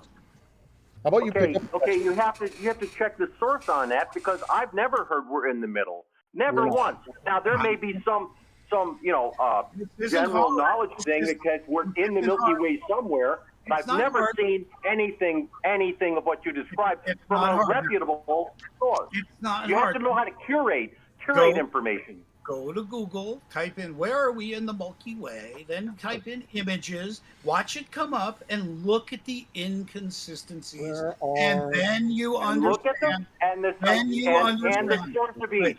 Okay, so regardless of the subject matter, regardless of my bias on the Hi, Brenda. Is these guys are the only one allowed to talk to each other? No, what do you got? Yeah. It seems that they are taking this. The complaint department. The complaint department doesn't like our subject matter, even though we've covered like 6 of them. You had nothing to chime in except bitching. That's classic. What do you want to talk about? You got a flat earther. Sorry, I didn't mean to monopolize it. Give me a shot. Give me a shot. I've only been here for a few minutes, and maybe 15, 20 minutes, and I've already heard more straw men than the Wizard of Oz. Why now don't we're in the middle of the Milky Way citation, please, and then you can disregard it. Dan is talking all the time. And I did what you just said, or just now. We're Googling our location in the Milky Way, and I looked at the images, and I got hundreds flowing up there, and not one of them shows the Earth anywhere else significantly. Yep. Definitely not in the center. So we did just what you asked, and you end up wrecking yourself again. So professional astronomers and astrophysicists are all hoodwinked, but Dan's got it down. Got it. Yep, apparently. You guys are embarrassing yourselves. Where do Because he's got an open mind. Zero self-awareness, Dan. Zero self-awareness. There's nothing easier to destroy than a straw man. What is the moon? I don't know. Is that you, Brenda? I have no idea. Cheese. I would love to talk about Bev's YouTube stream tonight. I think I had a good time there. I did till. But really, what is the moon, Dan? What is it? I really haven't been there or done any research on it. But that's not hard to figure out. Why is that hard? Is this you, Brenda? Yes. Hi. So I just want to say something intelligent, not something speculative. Okay. In my estimation, there could be superconductive magnetism supporting the sun and the moon over what we want to call a flat Earth. In other words, coming from a non-expert. That's good because it's been looked into. That ain't it. Yeah. The moonlight is cold, so if you open your fridge this night and aim it to the moon, it will be very cold in your fridge. I'm assuming it's cold enough in space to support superconductive magnetism. That's all. That's all. All I'm speculating on, Brenda. I would appreciate that. I had some thought in my mind at all. So saying it's a rock, that would be too speculative for you? Saying that it's a rock. Yeah, it's a rock. It's a curiosity. I mean, I'm surprised I can't see the dark side, the dark portion. Nobody can. Nobody on Earth has from the surface of the Earth ever seen the opposite side of the moon. I don't mean the opposite side. I mean the part that's not lit. I think should be like a rock in the sky. The opposite side. The opposite side gets lit. Of course it does. I'm talking about the part that faces us. The part that faces us that isn't lit should appear like a dark rock to me. The part that faces us. Hold on. No, I have it. There's moon phases, and that's the part that's facing us, and during a half moon, half of the side that's facing us is not lit, and the part that's facing away from us, half of it is lit, but we've never seen that side from the Earth. You can say it over and over again, but what I'm asking is that the rock shape should appear regardless of whether it's lit up or dark. It should only in your straw man. That's not our model. No, That's a straw man. Hold on. So if it's not illuminated, you should be able to see it. Is that what you're saying? By my logic, not by my expertise. Why? Okay, now your logic, and that's I think you're lacking both. Okay. So, guys, hold on a second. I posted an image I took myself of the moon when this spot was dark to the eye. Couldn't see it. Oh, okay. Took an image, and there you go. The moon is That's there. impressive. Yeah. So we explained the neutron star. Did we explain that, Geo, again? Did I miss the explanation on that, Geo? I've never seen Yeah. that. Can't speak. It's a TV show for the masses. Big deal. Well, if you can't work out what the moon is, I don't think you should jump all the way to neutron stars. Start small. Start with the easy stuff. Well, let's just go Like with the shape of the Earth. I did, Brenda. let's just go. Let's just go with the stars going. The stars going around Sigma Tantus, similarly to the way they go around Polaris. He's not an expert in that. No, like I said, I can only be comparative, and in the time limited research. The last video I put up invited questions. Blue knows what I'm talking about. And how can there be two poles? How can there be two poles of rotation on a flat plane? I don't know. I haven't done expertise work there. If you'd like to talk to my friend in Australia, she'll talk to you all fucking day long because the flat earthers won't listen to her, and she's in Australia looking at the shit. But the flat earthers won't listen to her because they don't understand and they don't care, and it's complex. And I'm not there to prove it or disprove it. I'm not in fucking Southern Australia, dude. I can't study the Southern anything. It's not that deep. I would love to have 30 seconds. Dan has. I'd love to have a little too. Go ahead, Genesis, and then I've got to do a super chat. What you got? Oh, okay. Let me go. Shout out to David Lee for $4.99. That's U.S. dollars. Says, Gary, go learn to tie your shoes. The big boys are talking now. Oh, Gary. All right, anyway. Genesis, what do you got? It's just that I would love to talk about Bev's channel tonight. I was there, and first it was Rob Parks who entered, and he did a very good job. Thank you.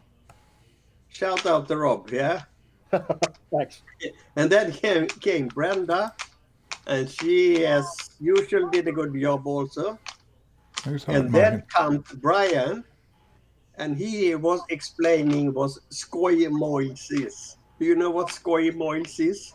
Oh, yeah, we know about it. It was really funny.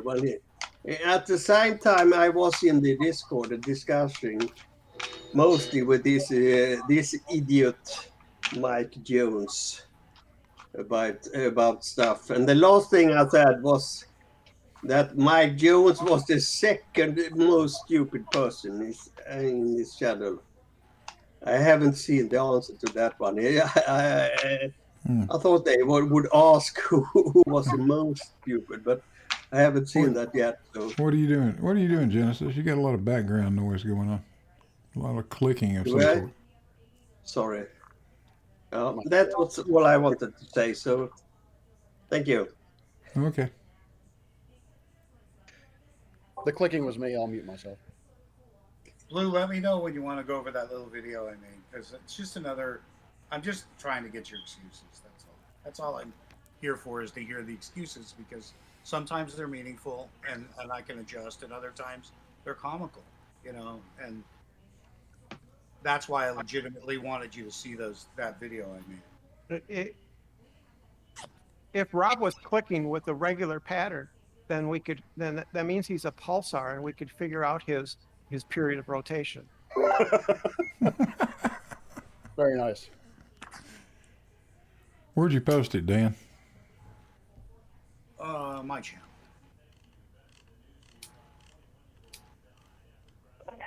It's only like 45 seconds or something. So the thing I don't you got a link to it. The thing I don't understand is, so you will sort of accept maybe that it's a superconducting thing or what have you.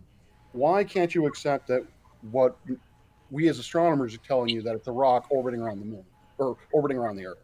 because of the inconsistencies that I've been supplied going back prior to CGI to models when NASA works. I mean, going back to Kubrick, basically, and the technology that's been used psychologically against us to really fall in love with space. It's a love affair. You know, we have a love affair with space that doesn't stop. And what Blue's looking at is a video I made because I'm always obsessed with the Coppola view of the space from the space station of the Earth being different. It's always sort of like appears different sizes and shapes, and obviously it has to do with angle and such. But damned if 240 and 200, 300 miles max is pretty low, and it doesn't give you a lot of vision if you compare that to the size of a globe. And as I look at older missions and I look at other supposed satellite imagery, the Earth is never the same size from the same distance. and every scientist in the world has been fooled but you. Got it. What do you? You know what focal angle? You know what focal angle is? Hang on. No, he's not an expert in that. You're not an expert. You don't know what focal angle is? No, he's not. He's going to claim no expertise. Neither one of you guys are on the track, and I appreciate you muting because yes, gosh, I'm aware of focal stuff. We totally know about what you think. I know what you think. I'm just you know what we think. We know what haven't looked. Shut up. You haven't looked. Shut up, please. Well, I have looked. Okay, so why don't we've all looked? No, only you have looked. Explain to me how something 4 times the height looks to be much lower than the for instance, Gemini 4 first spacewalk. Now remember, let's talk about reality. The big beef with Gemini 4 spacewalk, the first EVA, was the guy turns his head and supposedly waves, and everyone's like, no, the suits don't do that. Well, turns out for that one, they made a suit that did that. So I understand that they figured out how to put bearings on it, and that it isn't an animation, and he might have actually waved. I get it.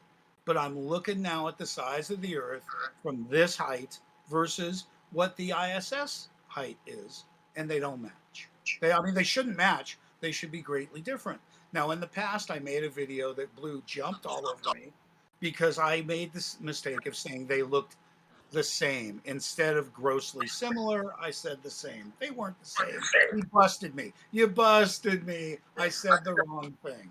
I probably said something wrong on this, but you know what the question is, Blue, is what the fuck's going on? Everything you look up, the heights are always inconsistent. Forget the fact that there's artists and colors and composites. The single shots also don't match in size. So correct me if I'm wrong. Different cameras. Different cameras, different lenses, Dan. Different lenses and different cameras. Different different pixel rays, different focal lengths, different field of views, because the cameras are put there for different functions. There's only one angle though. There's only one arc. There's only one shape. You understand? It's like it's actually curved. It actually has a shape. So you can't just say stuff. You can look at it and go, wow, look at this one. It doesn't have the same shape. I think there's a fundamental sort of gap here, is that you say you do your research, but I honestly think you need to do further research, because with the neutron star thing, the issue is, yes, there are disparate values, but if you look into it, you'll find that there are different types of neutron stars. They evolve over time. In these instances of pictures, I think you need to look into how those pictures were made. I think you should show me where those articles mention the details that you're mentioning, because I read those articles and they don't say shit about what you're saying. So yeah, they're shallow articles. You're right. I'm a shallow researcher. You're right. But they're providing crap to the public. I'm right. I mean, that's I agree. Science communication needs to do a better job of what it does. But that's a completely different mode to saying, well, I don't believe it at all. They're lying. I didn't say I didn't believe it. As a matter of fact, my biggest point is the use of the word teaspoon in order to attract a different audience. I think it's brilliant. I definitely think that that's the main reason why. You know what happened this week? It was really weird. Hold on, let me get this right. we as science communicators use the word teaspoon because we want housewives to get into astronomy. Well, someone else had already agreed with me on this, so I'm sorry you don't. But wow. Not only do I not agree with you, I find it it's a way of widening very your offensive. audience. What does teaspoon have to do with anything?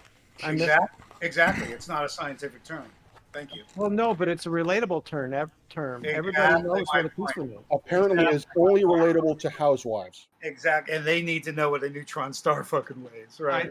I think most men know what a teaspoon is too. They don't use that word. You don't count when it comes to that. So don't even go. Let's not go there.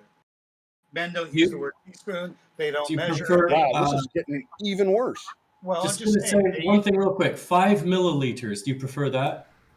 that would make a scientific leap in my. It's the same thing. It's the exact same thing. I get it. Same thing with a sugar. I had to research what a sugar cube weighed for the same reason.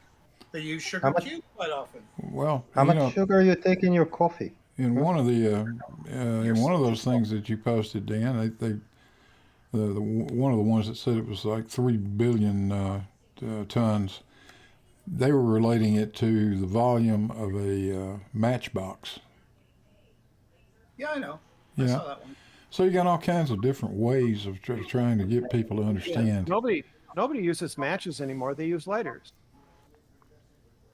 Vape pens. Yeah. And they sound like this. Yeah, it's just different ways of coming up with examples that people can relate to. Just give you an idea how dense it is. That's all.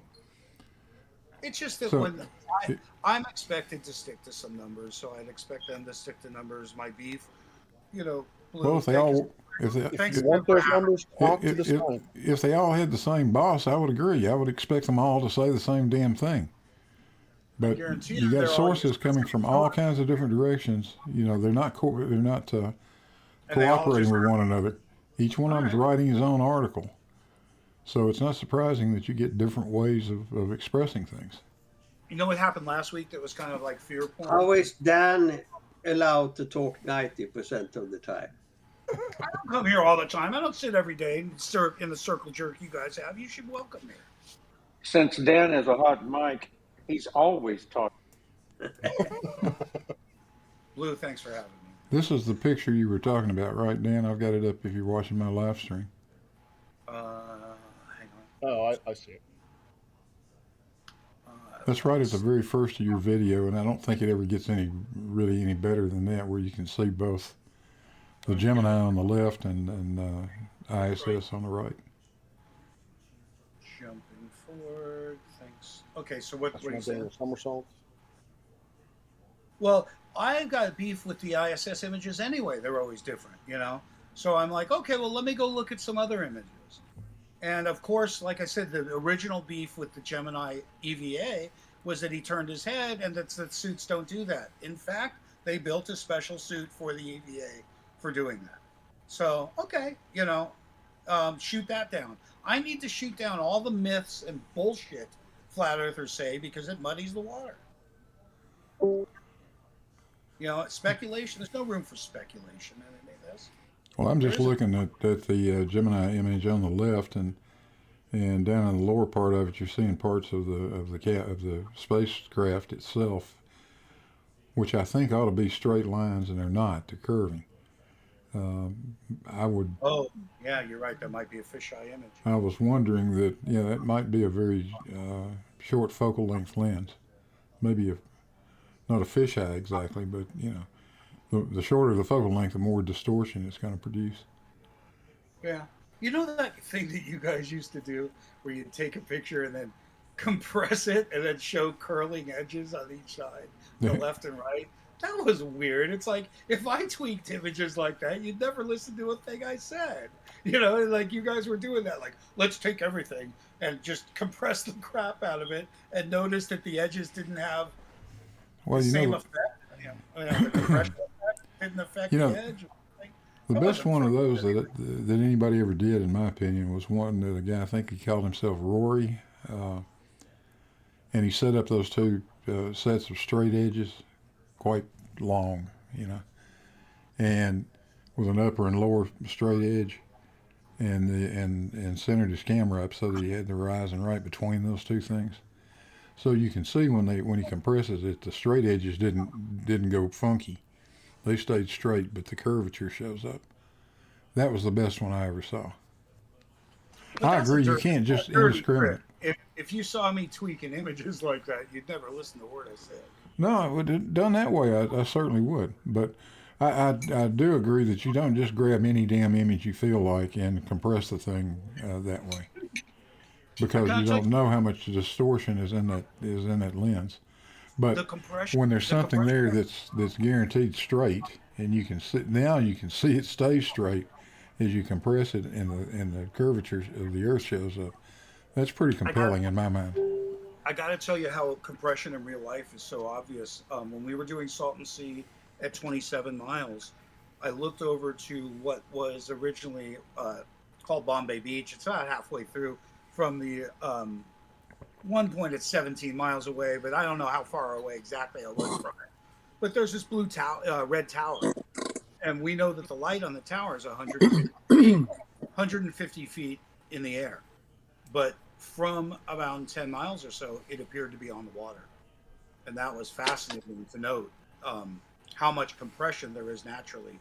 And I believe that to be without temperature or refraction interference. And I bet you don't see the bottom of the tower.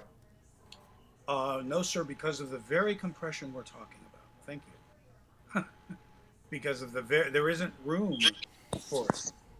There's no such thing as compression, Dan. Well, I'm telling you, it happens in real life, and I'm telling you. No, it's called obstruction. It's called obstruction. No, I'm telling you about it. Sorry. Have you really stood 10 and 12 and 15 miles across from something? Have you done this over level space? Actually, I have.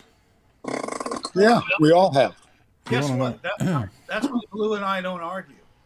You understand that, anyone? That's why him and I don't argue. One of the best places you'll ever go to see that is the North Shore of Lake Tahoe, looking back at the town of South Lake Tahoe and wondering where the hell is that golf course and the bottom half of all those hotels and casinos. That's a great place to go do that experiment. And it's way up high. Just so you know, compression does not mean disappearance. It's still there. It's compressed. So how come we don't see it? Right. Because it's smaller than you can see. I'm just trying see, we all have You know that you cannot see a person, 6 foot tall person at 3 miles. Do you know that? With a telescope, I sure can. I'm just talking about compression in your eyes. I'm not talking about guess what? I don't use my eyes for fine measurements. I use telescopes. Got it? I got a question. What do you mean by compression? To me, when I look out at 3 miles to this channel marker in Rainy Lake near sunset, I can see both at times compression and expansion. That is, things aren't being hidden, things are being actually squished or expanded. That's what I mean by compression or expansion. I mean, are you talking about hidden? I could be wrong, but I think I mean convergence towards the center of your focal image. Convergence, is that the right word, George? I don't know what you mean. Convergence is compression. That's a term in perspective. You're mixing your metaphors now. Well, I'm just asking. You're mixing all your magic jail-free cards. No, I can show you some pictures. I can show you some pictures of what I mean. And also, if what you were saying were true, you would be able to zoom in something that after it's gone beyond the horizon. And you can't. Well, you can't zoom in past obstruction, so make up your mind, guys. Exactly, because it's an obstruction, not compression. Wow. Okay. So you're denying my line of sight. You don't think I can see things 10 miles away? That's not a very good straw man. You're going to have to do better. I don't have a straw man, sir. I asked you, are you going to deny? No, I don't deny line of sight. That's dumb. And then straw man, because I'm not doing that. So this is the third time or fourth time you might have said straw man. So explain to me how I can fix the tag, because I don't like it. I don't like being tagged. That I have real facts. I have real things to talk to you about. How can I fix? What is a straw man to you in this subject, and how can I show you Some when you people tell somebody else what they think. Well, I agree with you. Yeah, I'm it's not also sure. called I'm not sure I did bi-way that. communication. All right, I didn't mean to do that to you. If I did, as far as I know, No. George and I were trying to come up with some good terminology for the effects that we see in the distance. In the YouTube chat, Zaint says, I live across the lake from Toronto. There's a reason why I can't see the CN Tower, why I see the CN Tower, but not the Sky Dome, and it ain't compression. Well, I'd like to see him try that in January, right after rain. Personally, if he has any examples, I'd like him to try it in different conditions. That's the least he could do.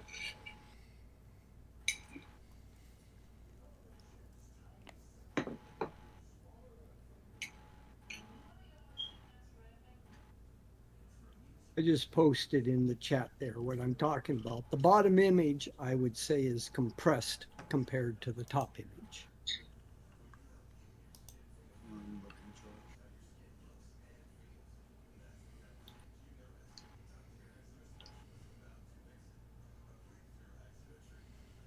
George, do you feel sorry for Travis?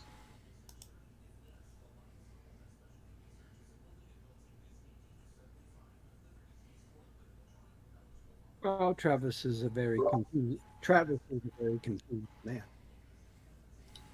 He reminds me of a throwback to the 1840s or something.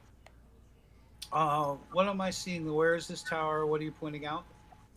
No, I'm just saying what I mean by compression. If you look at this channel marker that's out in Rainy Lake that I take pictures. This is over water, and that's a buoy? Yes, it's over water. That channel marker is 2.73 miles away, almost 3 miles away.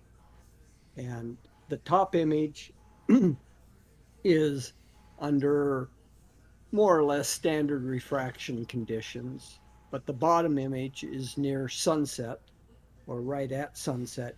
And wow, it looks so much shorter. Yes, that's what I call compression. George, can I point out something crazy to you? Do you see the first, second, and third image? Do you see the base of the tower? Do you see it? Yeah. You see it in the fourth image too, don't you? Down there in what looks like it's in the water.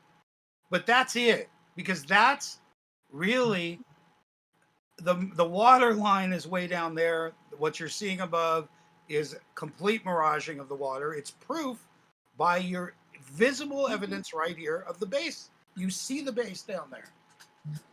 No, what you're seeing on the bottom image is a lot of looming.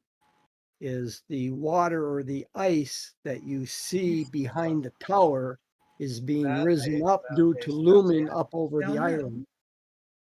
That's not water blocking the tower. That's not water blocking the image of that tower. You can see that. I can see that. I'm not going to. I'm not saying it's blocking. I'm not saying. Yeah, that's not right. That's not the point. It's not being blocked. Look at where the crosshairs are. Oh, okay. So you're just saying the height. Yeah. So I was just trying to tell you, it's not a camera thing. Compression happens through your eye as well. And I was just giving you an example in real life of what distances things are not apparent. Whoever was arguing wanted to say they needed a telescope. It's not the point.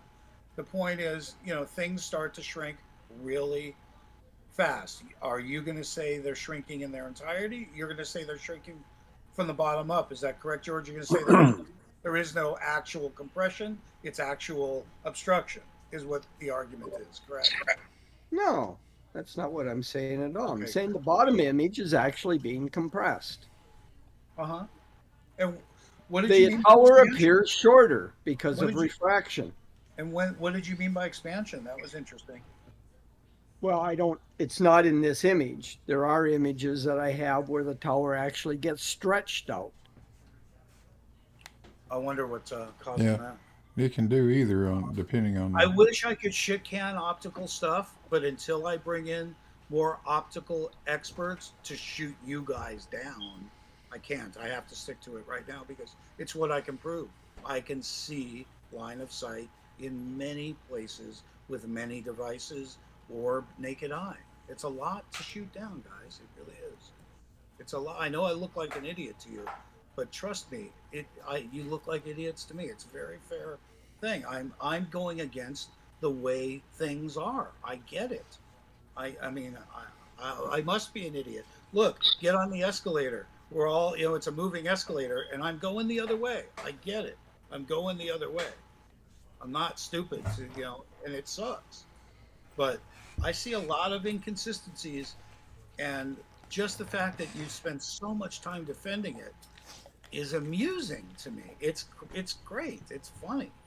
It's like I can't wait to come around. But if I abuse it, I can't come around all the time. You guys just get abusive, and I'm sorry for what flat earthers have done to keep this argument off the table. Because a good argument's good. Any good argument's good. It's good sport. You know what I mean? So I appreciate it. I appreciate you, George, bringing up this example. I can't remember what we were talking about, but compression is a real thing. I don't think obstruction, and that's really what we were talking about. Brenda wanted to push obstruction into my conversation about what I was seeing. And that's kind of bullshit. That's an argument you're throwing in, without even seeing, being there or seeing an image or anything. It's a form of bias.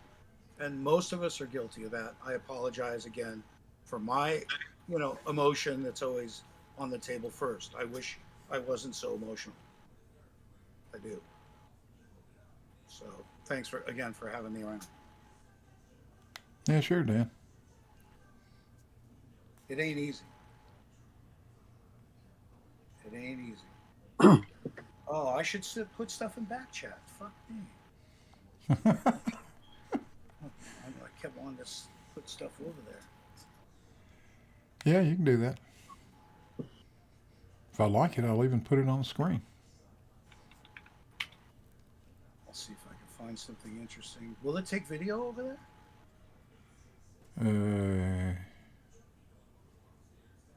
You're not going to like most of this anyway. I mean, this is the basic line of sight that we've worked at the most. So when the Salton Sea comes up, it's really always from here to here, because that's the first stop is 9.6 miles. To the right, there's Bombay Beach at 17.5. And then the length all the way 90 degrees to the right, we did 27 and a half miles. And that's with mirrors and lasers and infrared. And it's fun to see, man. It is really interesting stuff to see. Hey, maybe you found the only flat water on the planet, for all we know. I wish it was, I wish it was of value. I could go, oh, look, there ain't no cashing in on it. Let's put it that way. It's not going to be like, oh, unless I sell T-shirts that say "I told you so." That'd be fun. I told you so.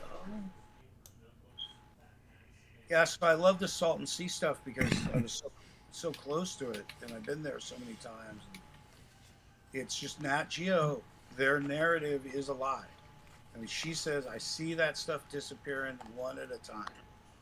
And it's like, no, you don't. Half of one, is not all of them disappearing one at a time. So to me, that says something. Is why is there a corporate agenda? Why is there an agenda at the top? And so we have to ask ourselves, is this, is there any purpose in, why would they lie? Why would they lie? Why would they lie?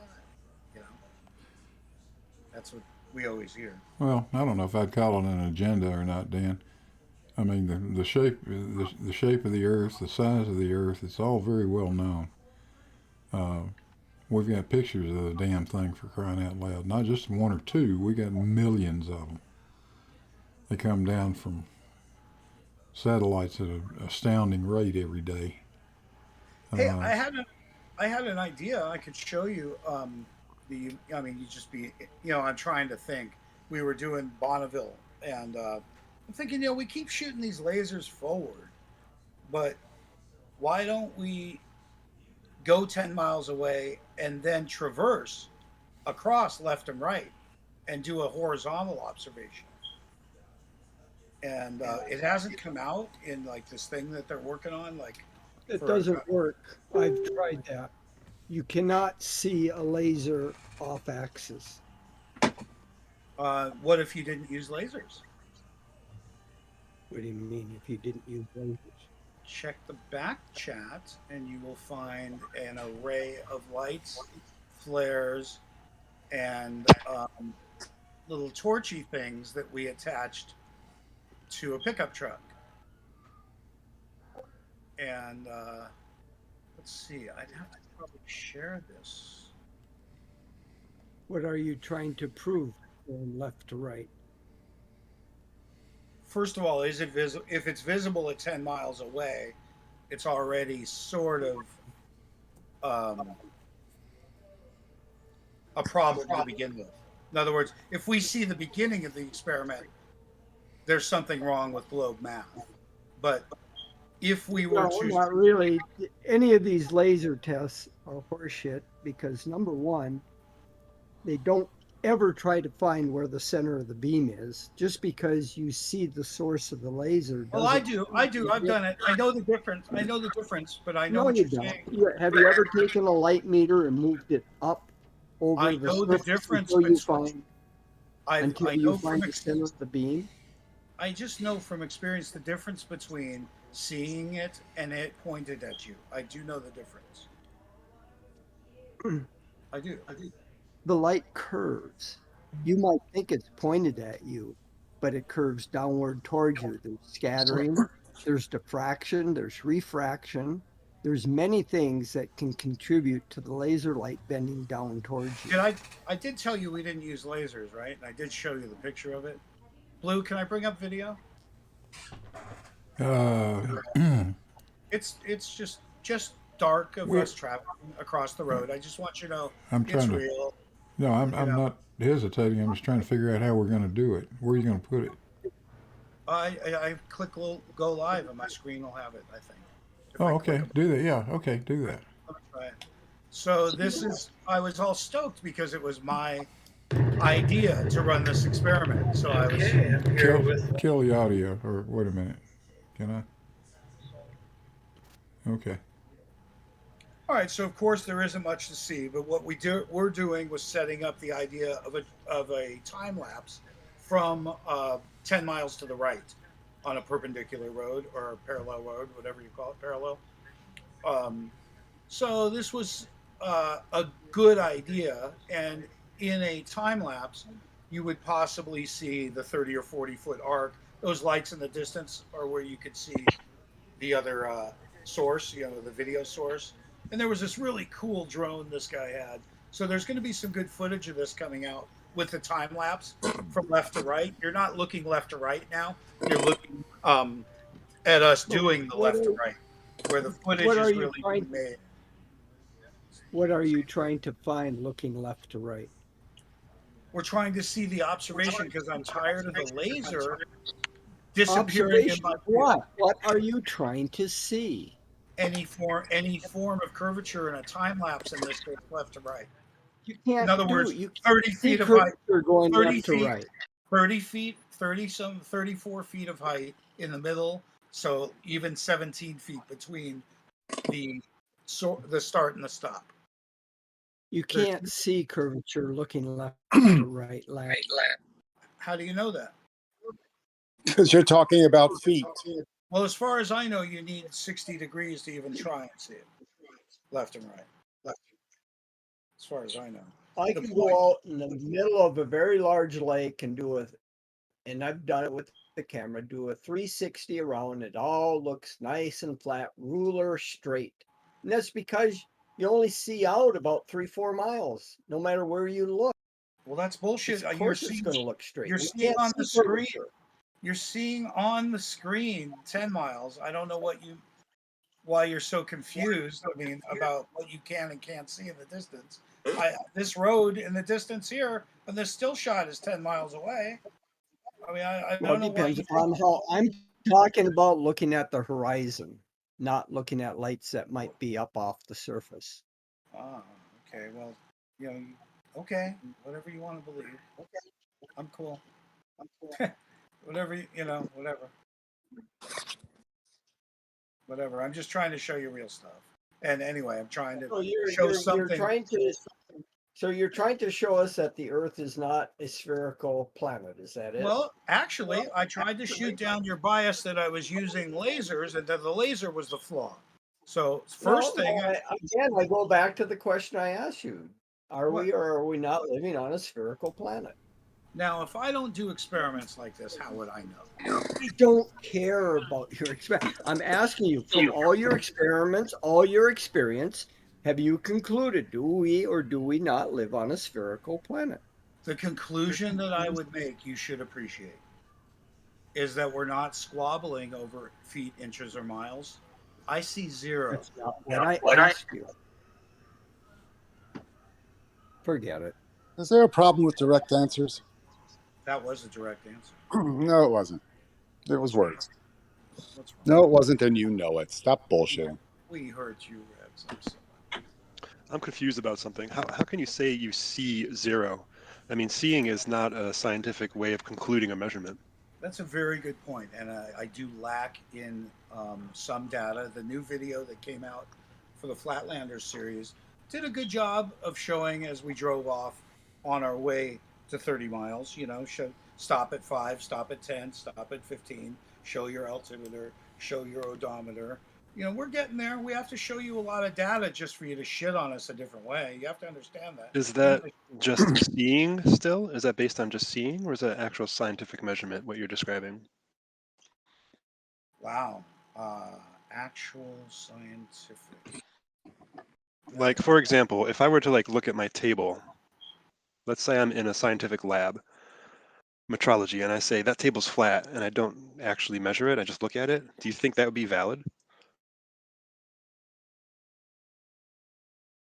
I don't what if know. I make an aerospace part? By definition of science, it's not even solid. Okay? So you're shitting on me already, because by your definition, it's not even solid. It has nothing to do with what I'm asking. It's I'm true, asking a the simple fuck question. does. Because you're trying to catch me on something, and you can't even prove to me it's a goddamn solid object. Oh, I can pour some water on it. But, I mean, I just don't understand what you're basing your conclusion on. If it's just looking at something, that's just useless. It's just silly. Because you want to know why? Yeah. Because your boys that have been around here in the past decided that they should make up stories like, I wasn't even there, or I just cooked hot dogs, or there's 2 guys named Sean, or there's 2 guys named Nathan, and there's really 2 guys named Josh, and therefore you're all liars. And the obsession with you guys calling me a liar has prevented us from sharing anything. And what I want today, I want to go through Eric's 200 pieces of garbage, because he plagiarized the 100 proofs and made it into 200. There's only one lighthouse. He's full of shit. And the flat earthers have been parroting stuff we've never looked into. Flat earthers are guilty of sort of what you're saying about running with memes in that case. And we need to find out what's shit, what's good, and what needs to be discussed. Way off course here. I'm not familiar with anything you're talking about. I'm simply asking, do you think looking at something is a proper way to determine if it's flat? That's all I'm asking. I have no idea what the other stuff is. I think it's a great question. In my defense, which I do need defense here because I'm not scientific enough to answer you, is that staying over different times in different conditions gives you an accurate reading of your what do you call it when you your control. In other words, you have to understand your control before you start your experiment, right? You have to figure out where you're at. And when you watch conditions change and you go back different days and different seasons and observe, yeah, Dan? I can. What's the question? I'm sorry. What are you talking about? I'm What world are you talking I'm about? telling you that my comparison of different observations Observations of what? For instance, conditions, what you would call atmospheric conditions, or Observation of what? For instance, the investigation of what you call refraction and its actual properties. How's that? Yes. What about it? What do you want to say about refraction? Well, it's not always a factor because of its minimality, just as Why if. do you? I'm sorry. Why do you say that? Why do you say it's not always a factor? Because of the observation when temperature inversion is removed, we don't have refractive properties in some locations. I don't know about that. I think it's always present, but I think it can be pretty small. Yeah, I don't think you can ever get rid of it. If there's ever a non-zero lapse rate, then you're going to have refraction. But it gets clear enough that you could shoot your images. You could take your pictures. Sure. Yeah. Well, that's and the what do we point. see? Is that they're saying that it doesn't exist. Who said what doesn't exist? Do you want me to bring up video of like a mirror observation at 10 miles, something like that? No, I just want you to answer. Who are you talking about, and what are you talking about? Line of sight. That line of sight proves something to me and means nothing to you. That's it. Oh, sure. No, it does. It does, but you have to account for all the variables if you're going to make a conclusion based on it. I've been exploring those variables, and they're not measured on a chart that I can show you. They're not. Oh. But it doesn't mean I have not been exploring those variables. So maybe you need to do some more research? Maybe you should ask when I say, would you like to see? You should say, yeah, I'd love to fucking learn and see. Instead of being afraid. Yeah, I'd like to see. I'd like to see. I'd like to see what, though. Does anybody know what he's talking about? No, I don't know. We will see when we see it. Okay. Yeah, show us. So, Blue, do you want to bring up something on my channel, or do you want me to bring it up? You go ahead and bring it up if you will. It's probably easier for you than it is for me. It's just. I appreciate it. All I'm going to do is bring up a simple mirror observation. It's not the best thing I've done or anything of the sort. It just happens to be off my phone, and the real footage, like the 4K footage or whatever, hasn't come out. So, excuse me for only having something that I did with my phone. But this is the kind of observation you get when you line up on two shores across from one another. And the question, of course, is, I'm trying to bring it up. Question, of course, is there true line of sight past what should be a physical horizon? And damned if we can't find that obstruction. And that's the root of what we found, is that we're not finding the obstruction that we would expect. Are you using a method that would reveal it? Well, we've only used a few methods. What would you suggest? Oh, God, go into orbit. That'd be way better. I've got an idea. You go up in the air to measure the ground. That's weird. Do you trust? That's the easiest way to see something, is to get far away from it. Do you trust GPS, Dan? Would you finish the acronym and say Global Positioning System, or are you saying Global Positioning Satellite? Well, GPS is an acronym for Global Positioning System. How about GNSS? That's an even broader term. Yeah, I believe in that. Sure. Okay. Well, there is within that methods that we could easily use that take away all of these issues about refraction and atmospheric conditions and all that stuff. GPS doesn't really care much about that. There's a little bit of a little bit of interference with the upper atmosphere, ionosphere, but that's the reason why you have dual frequency GPS. That gives a way to correct that small error. But if you've got a fairly level place like the salt flats, and you could go along with GPS and take elevation measurements every, say 10 miles or so. Over 40 miles, that'd give you a few points. If you plot that, the XYZ data, not the resolved data after it subtracts the ellipsoid and all that stuff from it, the raw GPS data, it will immediately reveal to you the curvature of the Earth. That's exactly. Yeah, another. Sorry. That's exactly what Jesse Kozlowski did with some very, very expensive GPS equipment over Lake Pontchartrain. Tell me what we're doing here with just a fucking mirror then. Tell me okay, what hang on. Let me get that up where we can all watch it. There we go. Would be really interesting is to go out to salt flats and make a big triangle, the biggest triangle you can make, and then measure then get back and finish the angle, measure the angles. That would be cool. I'm sorry we didn't try that when we were there.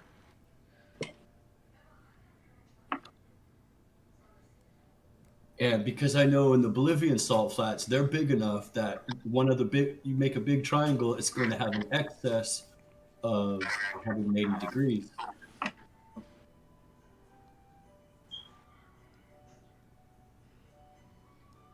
Isn't that all what geodesy is? Geodesic, isn't that all what that is? Geodesy? Isn't that all? Triangles, yep. I was kind of tripping on that because, of course, you can make a dome, geodesic dome. Of course, you could make like a soccer ball. You can make something appear pretty round with a bunch of flat surfaces. A soccer ball doesn't appear round, it's round. Well, it's made of flat patches. It is not. Oh, you're out of your mind. Is this Rax again? Jesus. It sure is. You're a bad. You're just a troublemaker. You're just a troublemaker. Yeah, well, when you get called out, suddenly I'm a troublemaker. Does a soccer ball roll around like a multi-sided die? Yeah. Yeah, it's not a die, no. Yeah, it would not be code. It would not be. Each individual panel is still under pressure in arc, and that carries the arc. But yeah, at the seams, you got a little funkiness. So what? Like, have you seen the soccer ball? Are you guys really going to argue about a soccer yes. ball? I just want to tell you a funny, cute story because flat earthers don't get along, and I'm thinking, how could that be? And it'd be like going to England. That's because they think soccer balls are multi-sided die. No, but like imagine going to England and finding that there was pubs where they had different soccer, different football teams, and you accidentally said something about one in the wrong pub, and you'd be like, "Fuck, don't you guys all like soccer?" It'd be really weird to walk in and find out that my soccer is better than your soccer. So it's really trippy to find out. But guess what? They all use regulation balls. I'd kick you in the regulation balls. Well, if you had anything to kick with, you're toothless. And they would have to be mainstream media boots, I'm sure. I don't know what that means, and neither do you. Okay, I'm gonna play this video just because I was there and I did it. We've done it before, and it's just interesting to see the intensity of sunlight in a mirror because it's essentially a star. You're essentially seeing a star against a contrasted background, so it's quite unusual. And very cool. So is it in focus? I think I zoom in. Sorry for the vertical. It's been quite easy today. It's taken us all day. I believe Jaron went to the other side, helped secure these flashes. What it says is that there's direct line of sight at a distance that should not be available based on standard trigonometry of a 25,000 mile wide ball. I'll zoom back in, and you can see it's quite a bit of distance out there. We're in the parking lot at the Salton Sea, and it's This is the same spot as the Nat Geo Vision. Dramatic flash, and quite enjoyable to watch, to tell you the truth. Visiting us today is the Martin Wheel Show from, it's called Martin Wheel Worldwide, and they are from France. And they've been very, very patient with us, and quite doubtful, to tell you the truth.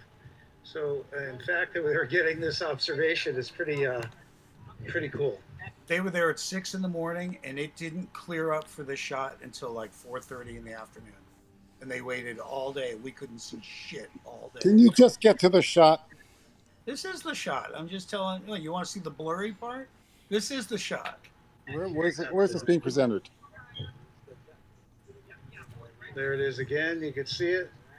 It's what we call beach to beach. In fact, there could be a variation of a couple of feet. I want to point that out. So what you see, hold on. Define beach to beach effect.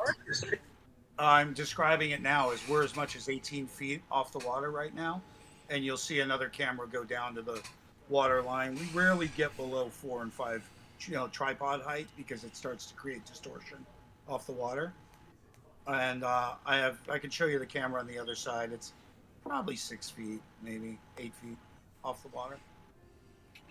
15 to 20 feet. But the mirror is 3 bedroom mirrors, closet mirrors taped together. So it's like a triple mirror. Between us and the water. And in fact, they may be, they could easily be at a distance from the water as well. But when you measure at this distance, there should be some 66 feet missing. It's just evidence. There is no 66 feet of water in between us and that mirror flashing directly at you at this time. So it's a pretty cool thing. We did wait all day. We were trying to do 17.6. We were trying to also do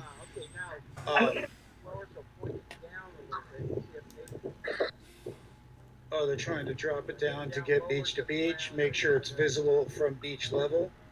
This is always quite important as we get argued is it visible and does the height variation make a difference? Well, when they're supposed to be 66 feet. That 66 feet is not accurate, by the way. Sorry. Yeah, what was your target distance then? Curvature. Thanks. 9.6 miles. And this is the same spot from the Nat Geo experiments. And yeah, so that 66 feet is a departure from the horizontal at Correct. your station. Correct. Not missing. That's the departure. Yeah, the departure from your local tangent. Correct. So if you had set up an instrument, the crosshair would be like 60 feet above the mirror. Correct, but the obstruction should be halfway in between.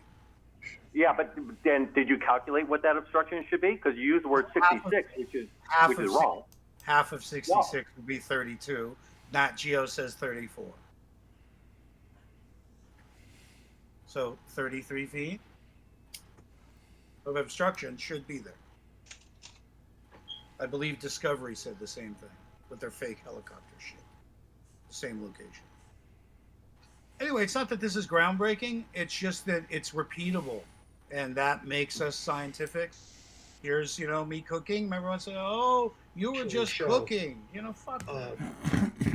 This is why they say that. I'm sorry. Everyone had to eat. Is this 9.6 miles from left to right on this map? And that is west to east from Capri Road across to the Recreation Center. This is the same area that they used in the National Geographic special. I'm in the spot where the balloons were launched. That, of course, National Geographic says doesn't exist. It's still enjoyable to watch the flash. As you can see, it's quite a bit of distance away. So whatever. I mean, whatever it is, it is. It's just that it's repeatable. It's not a fluke, and that's what I want you to know. It's not a fluke at all. And that's meaningful to me, and relatively scientific. Certainly not about memes. Will you admit that, somebody, please? Give me that. I got a challenge for you. Are you ready for a challenge? I'm sorry. Could you say that again? I have a challenge for you if you're willing to participate. I'll present you a scenario, and you tell me in reality what I should see. Okay? I suppose we could play What If. Okay. What if? I posted this image. Describe the situation. There is an observer on some hill. There is a tower at some distance from the observer. The tower is about half the elevation of the observer, and there is a mountain that is about the same, about 600. The tower is 600 feet below the observer, and the mountain is about 600 feet above the observer. Not exact numbers. So, what do you think the observer should see? How would the top of the tower, the top of the mountain, will be positioned for this observer?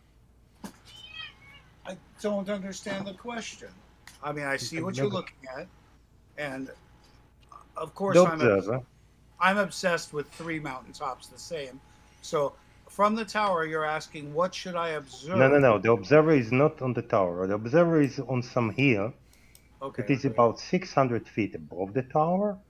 Right, I see And that. the mountain at the distance about 600 feet above the observer. The tower is below the observer. The mountain is above the observer. Okay, What so should this the observer? may not be to scale, but I understand. It's not to scale, but Okay, but I understand. So what should the observer see? How would the top of the tower should be in relation to the top of the mountain? I'm sorry, the distance between the observer, the tower, and the mountain is what? The distance between the observer and the tower is 25 miles, and between the observer and the mountain is about 90 miles. Interesting question. So, how much obstruction should the tower cause in my Did I vision of the say it mountain? should cause? I didn't say it should cause anything. I'm asking you, how do you think the observer should see the top of the tower in relation to the top of the mountain? That's an excellent question. I'm looking.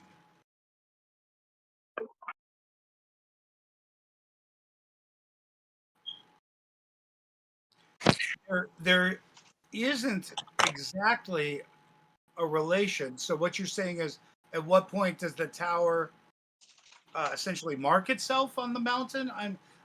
In other words, The observer look to the distance. yeah. You see the top of the tower and you see the top of the mountain. So where does How it line are up? Where they does it line up? arranged in his field of view? Like The top- ballistics? You mean like how does it line up? What does he Like, see? See the Understand tower. I know the answer. help me. Don't care. It's not for you. Help me though. I don't know how to answer it. Yeah, there is a mountain at the distance. There is a tower at the I distance. see that. So my How line would the of top sight. of the tower will be in relation to the top of the mountain? Above it, below it, same level. What's going to be? Okay. My field of view, if was narrow, for instance, if I was only looking at it uh, through a scope, I don't think I would see any portion of the mountain. I would see the ground behind the tower. And not see the mountain? No, I would not see the mountain Why? if my line was sharp like a laser or a pointer. If I was observing with an object, a pointer, a line, a direct line from the observation point across the top of the tower, it would land before the mountain. So you say you will be looking down to the tower. Yes. And what about the mountain? You'll be two way up to see? What do you think? If I now move my head upwards, it would be visible in its entirety, almost in its entirety. Okay, so you In say its entirety. Okay, with the same line I pointed out in its entirety, top to bottom. so you say to the tower you need to look down. Let's say we have enough field of Yes, view to see yes. both. You need Oh, to look wait a down. minute. At 25 miles? No. I mean, Yes, you imagine the degrees of downward at 25 miles is remarkable. I mean, it's nothing. nothing or not, it's still something you can measure. Well, yeah, but I've pointed lasers successfully at 35 miles, and it's you can't tell the difference in 1 degree. I mean, you can measure it, yes, but as an observer, it's different. So, what is the question now? Am I looking down as an observer? No, it would be have raised visually to the center of my vision in what you would normally call convergence, compression, and what do you call the other one? No, don't tell me. I would not call it that. What? That's Well, how you would call it. what do you? And the What do you? mountain? The mountains are absolutely in view, 100%, top to bottom. Also at the So what is eye it? 70 miles? level. Yes, under 100 miles. So you Yeah. say With It's a nice infrared, I could see it. With infrared, I could see it. We can see it. Don't worry. So you say that the tower and the mountain would look Both the on my same horizon. at They the would same. both appear. They would both appear on the horizon. Both. Center of Both screen. of them. Center. Just as pictured. Exactly as pictured. Well, this picture show, like you said, that you should look down to the tower, and in relation to the difference in distances, the picture is correct. But if you drew it to scale, you'd understand what I'm saying. It will make no difference. Why not draw it You'd to look scale? down to the tower. You'd look down to the tower. I have it. I have it in. Hold on. I have a simulation on it of it in. Which all is to scale, even the camera, I think. Well, I just think you're going to find the angles to be quite shallow, within less than a degree.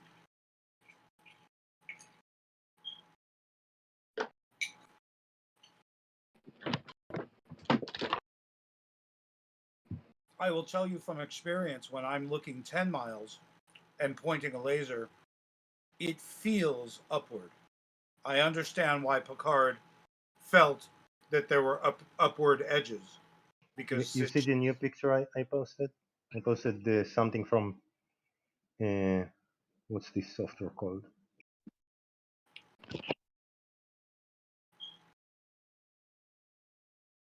From Blender, and this is to scale, and that's what you see. You look down to the tower and you look up to the mountain.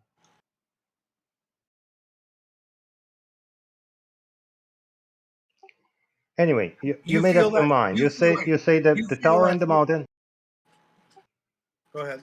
You said the tower and the mountain in the center field of view merge together. The top of the mountain, top of the tower, together.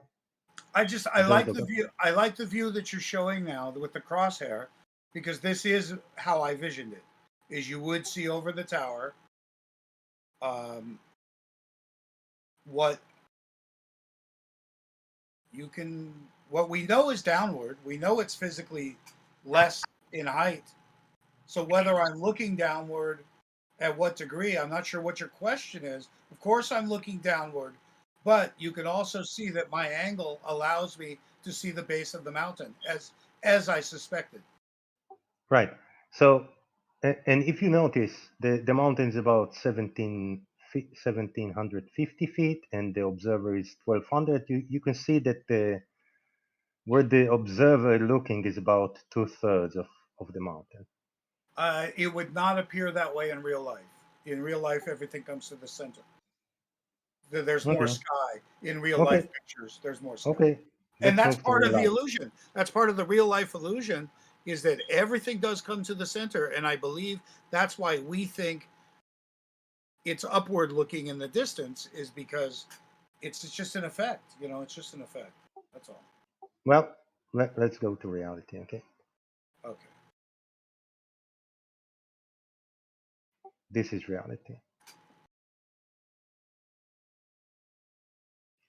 So the mountain seems to be a bit below the tower. Can you explain this phenomenon?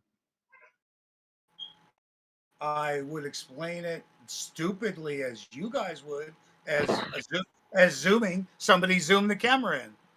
That's what you guys say. It changed the perspective because you zoomed the camera. Oh my God! You've never heard of lensing? You've never heard of lensing? No, dude. Zooming does not change perspective. I mean, zooming only enlarges. I know. Zooming only enlarges what's there. I know. Well, apparently not. I know. All right, so let me look at this. Hang on. I'm just saying what you guys would say. Yeah, why didn't you look at it before you shut your mouth off? Because I wanted to impersonate you, and I did a real good job. So no, none of us would say that. Okay, I see a mountain range. None of us would say zooming changes the perspective. I see a mountain range, not one mountain. I see a lesser of the tall. Look at the right one. We're saying it's the right one. Around 1,750 feet, something like this. And my the tower, on the right. my tower is in the range of 600 feet or something, and I'm in the range of 1,200 feet, something like this, right? Okay, so what is your question? Why am I seeing? Oh, good question. Why am I seeing the tower blocking the mountain? That's a very good question. Not blocking the mountains. No, Why no. is the top? Listen, why is the mountain top below the tower top? You said they will merge, they will come to the same level, but it's below it. So why doesn't my angle clear the top of the tower? Is my question. Because at that distance, the narrow amount of degrees that I discussed, put them on the same line. Because at that distance, But they're not on the same line. Their size puts them on the same line. Again, you said on the same line, and they're not on the same line. The mountain is below the tower. But in terms of your perspective, they are shit, how do I describe this? I have to look at this more to describe it, but they're on the same reduced plane starting at your 22 miles distance already. It's already the relationship between the two. I have to look at that. So what is the question again? Why am I not seeing over this tower? Yes. Holy shit, dude. Why is the mountain below the tower? 18 minutes later. You said you look down to the tower. Because of the Listen, angle. first, hold on. First you said you will look down to the tower and up to the mountain. Then you said, they're so far, they will be at the same elevation, both of them. But neither is true. Okay. Neither is true. The mountain is below the tower. How did it move from being merged together at the horizon to be below it? Now, I'm going to just go crazy for a minute. I have to analyze this, of course, so I'm going to ask you to analyze my question. Do you believe I'm seeing the entirety of the mountain, top to bottom, in its entirety? In other words, do you think I'm seeing at least 1,500 of these 1,700 feet of mountain? Do you believe I'm seeing the mostly to the ground? Because Nope. Why? No, you don't see all the mountain. Well, I'm just trying to see, I know you're trying to ask me to observe something, but what I observe is impossible. To see the base of those mountains is impossible. You're talking about how many miles? That's why you're not seeing them. Well, how do you know that? How do you know Because you don't see it. Well, that is a great presentation, Chaiki. That's fantastic. I have a question for Dan.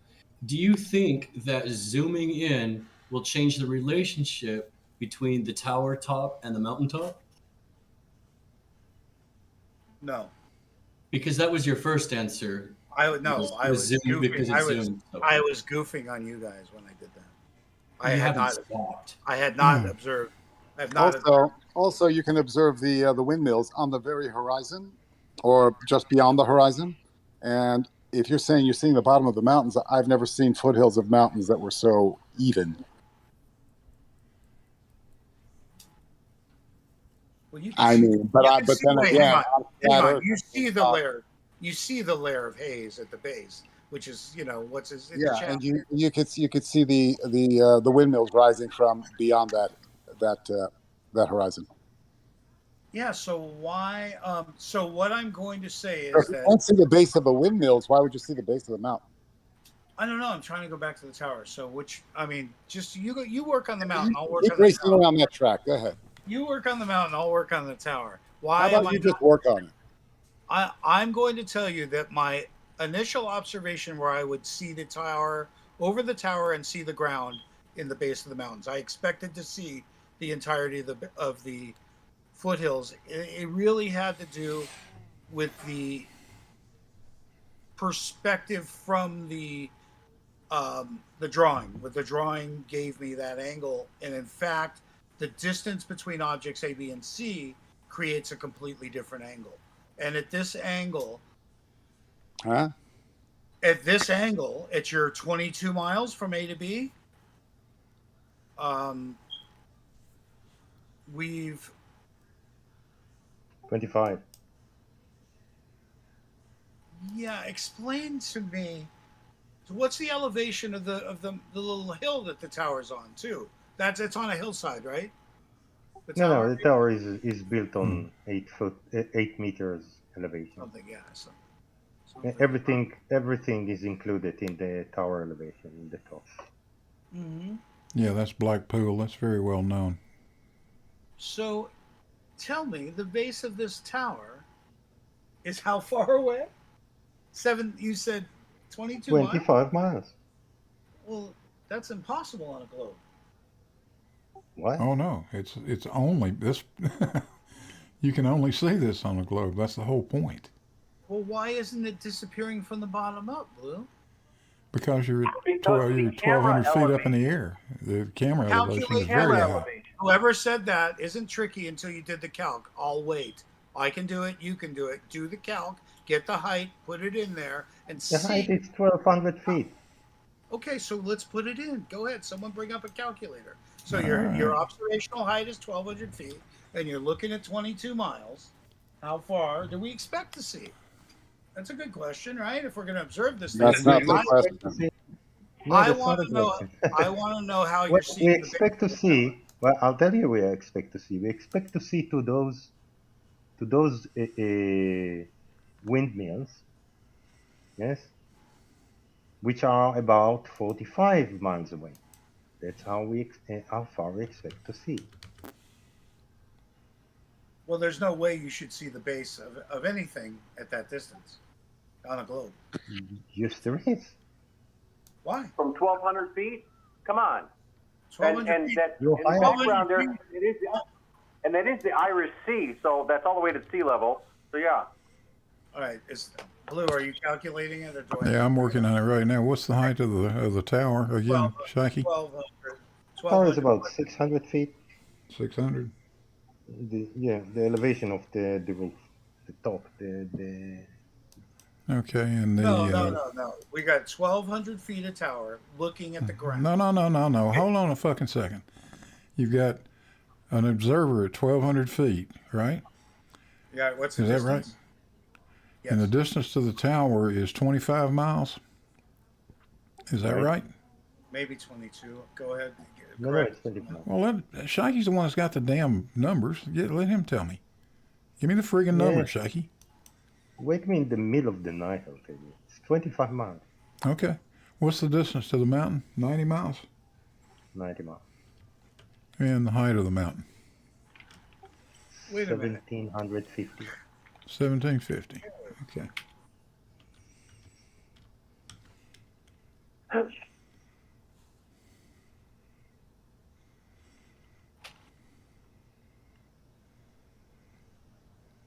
Gotta give me a second.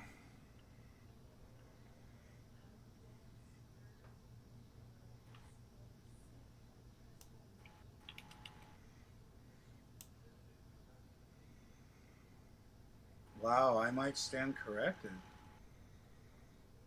You should be able to see 42 miles from that height. It doesn't seem right. And the Irish Sea is visible in there, and that would be at your 42 miles, which is significantly farther than the tower, as shown in the photograph. Wow, that's a lot of distance off of 1,200 feet. Wow. Yeah, so the base. But you don't like big numbers? You don't like big numbers? No, I'm just surprised that we should see 42. The math don't lie, bro. Wait, hang on. Something's wrong. Unlike flat earthers, the math don't lie. Distance to horizon, 42 miles. So because of your elevation, it's great. Yeah, wow.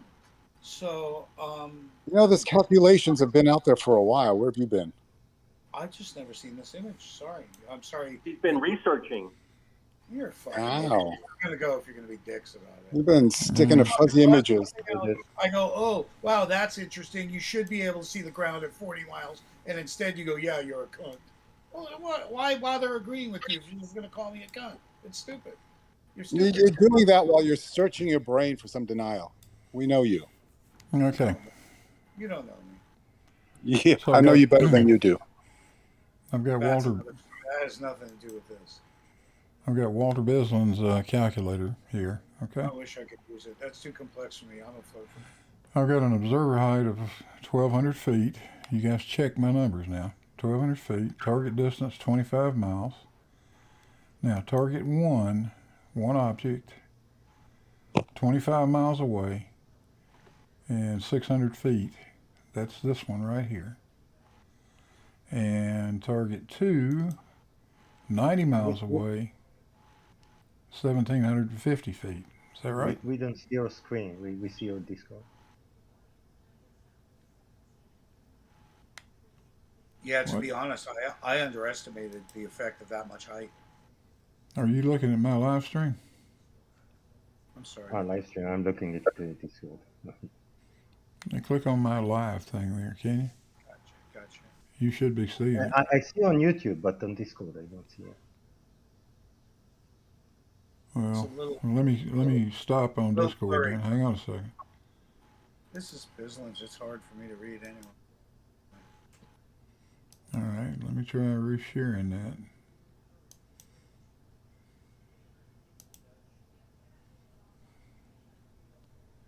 Oh, crap. No, I've lost it. No, we see it on Discord now.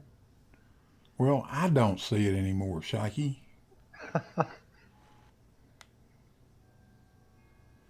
Oh, crap.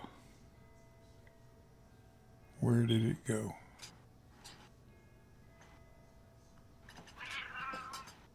Hey, I'm gonna have to get off of here soon. It was fun going back. Wait, you were having your ranty moment. Come back. No, if you want me to chew you to pieces, I will. All right. I'll do it this way. Can you see that? Yes. I mean, I'm live on YouTube. Yeah. Yeah, you can see the. No, I see Rainier still. I see chat. Back chat's on YouTube, as far as I see. Shikey, are you seeing Bislin's calculator on my live stream right now? It came up. Are you? It's not much clearer. Yeah. You'll have to talk us through it. Shikey, can you see my damn on Discord? Can you see it live right now? Yes, you're presenting. Yes. Okay. Yes. So. All right, I'll go back and start again. Basics. 1,200 foot observer, 25-mile target distance. It doesn't matter. Just the 1,200 foot observer only matters in this one pane here. Then the first target is 25 miles away, 600 feet. That's this one. Target number two, 90 miles away, 1,750 feet. That's that one.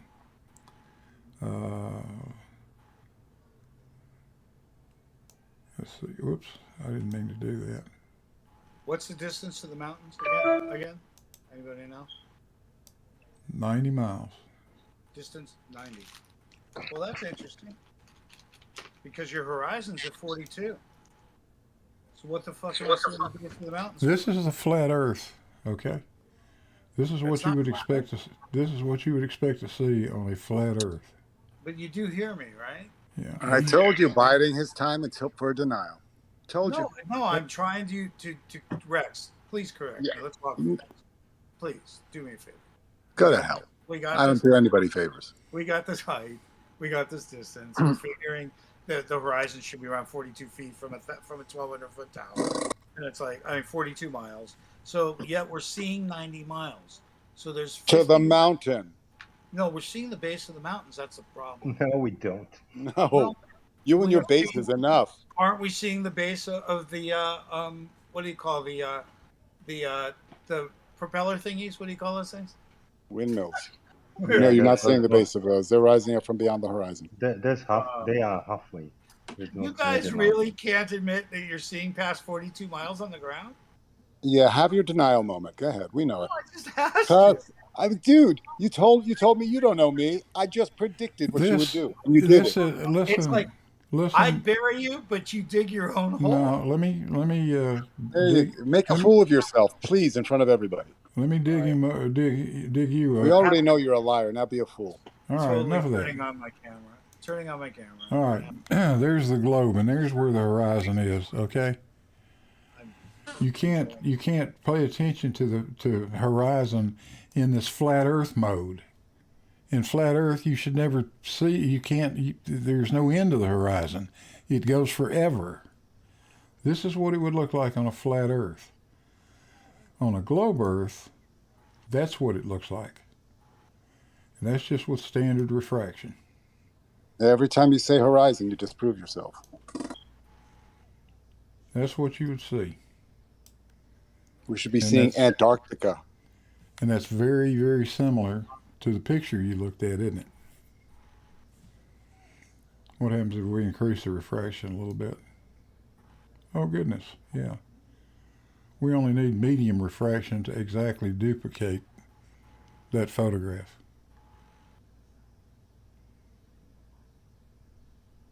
We only need medium refraction.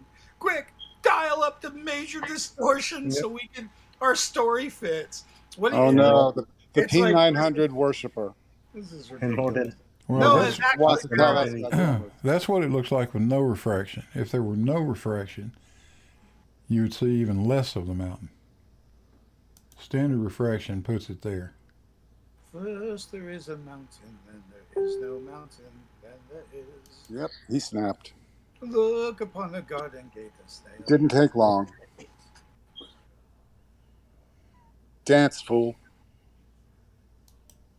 All right, so I guess I'm going to go. I had a good time, though. Thanks for having me come around. Bye. All right. Get ready for next time. Let's just gear up. Get ready. Explain that. What are you going to do? What are you going to do? Get all geared up. Work with Sean. Get some of Sean's insight. I don't need Sean's insight. Yeah, exactly. Get some of Sean's insight, would you? Sean does well enough on his own. You know, you're fun. You don't just repeat yourself. But maybe if you work with Sean, you could just repeat yourself, friends. You know, now, the refraction you had in there was like 0.16, 0.7, 0.167. Yeah. In my 100-year-old textbook, they say, when in doubt, use 0.15. That's and specifically cited for terrestrial observations in England by the Ordnance Survey. Right. And as a side note, Sean can repeat himself all he wants because the truth never changes. How many times has your flat Earth story changed since you started? I have no idea. Exactly, countless, right? Note, countless, right? Scientifically, ask any flat earther what they used to believe and what they believe now. You don't throw in shit scientifically. You don't go. You know what? Yeah, I think you do. We're going to pretend that this is a saline solution. So we're going to include the average salinity of water on Earth. Yeah, and then say this is an egg. No, wait a minute, Dan. I didn't pretend. Look, we don't know what the refraction was doing on that particular day, do we? Do you know? You got a better number? You give it to me. I'll put it in there. Good. That's his thing. That's realistic. Thanks. We don't know.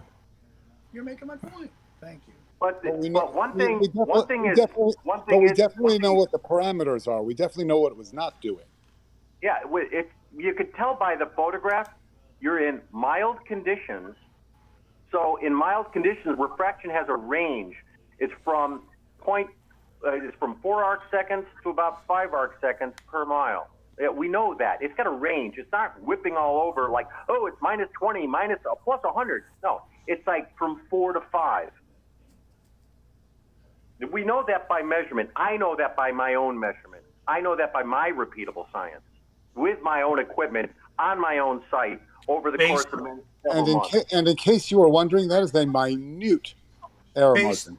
Based on an average. You're basing that on what you're calling average. In other words, you're but it's a narrow range. So you could take the high and you could take the low, and you're not dealing with a lot of distance because you're only talking about an arc second or two.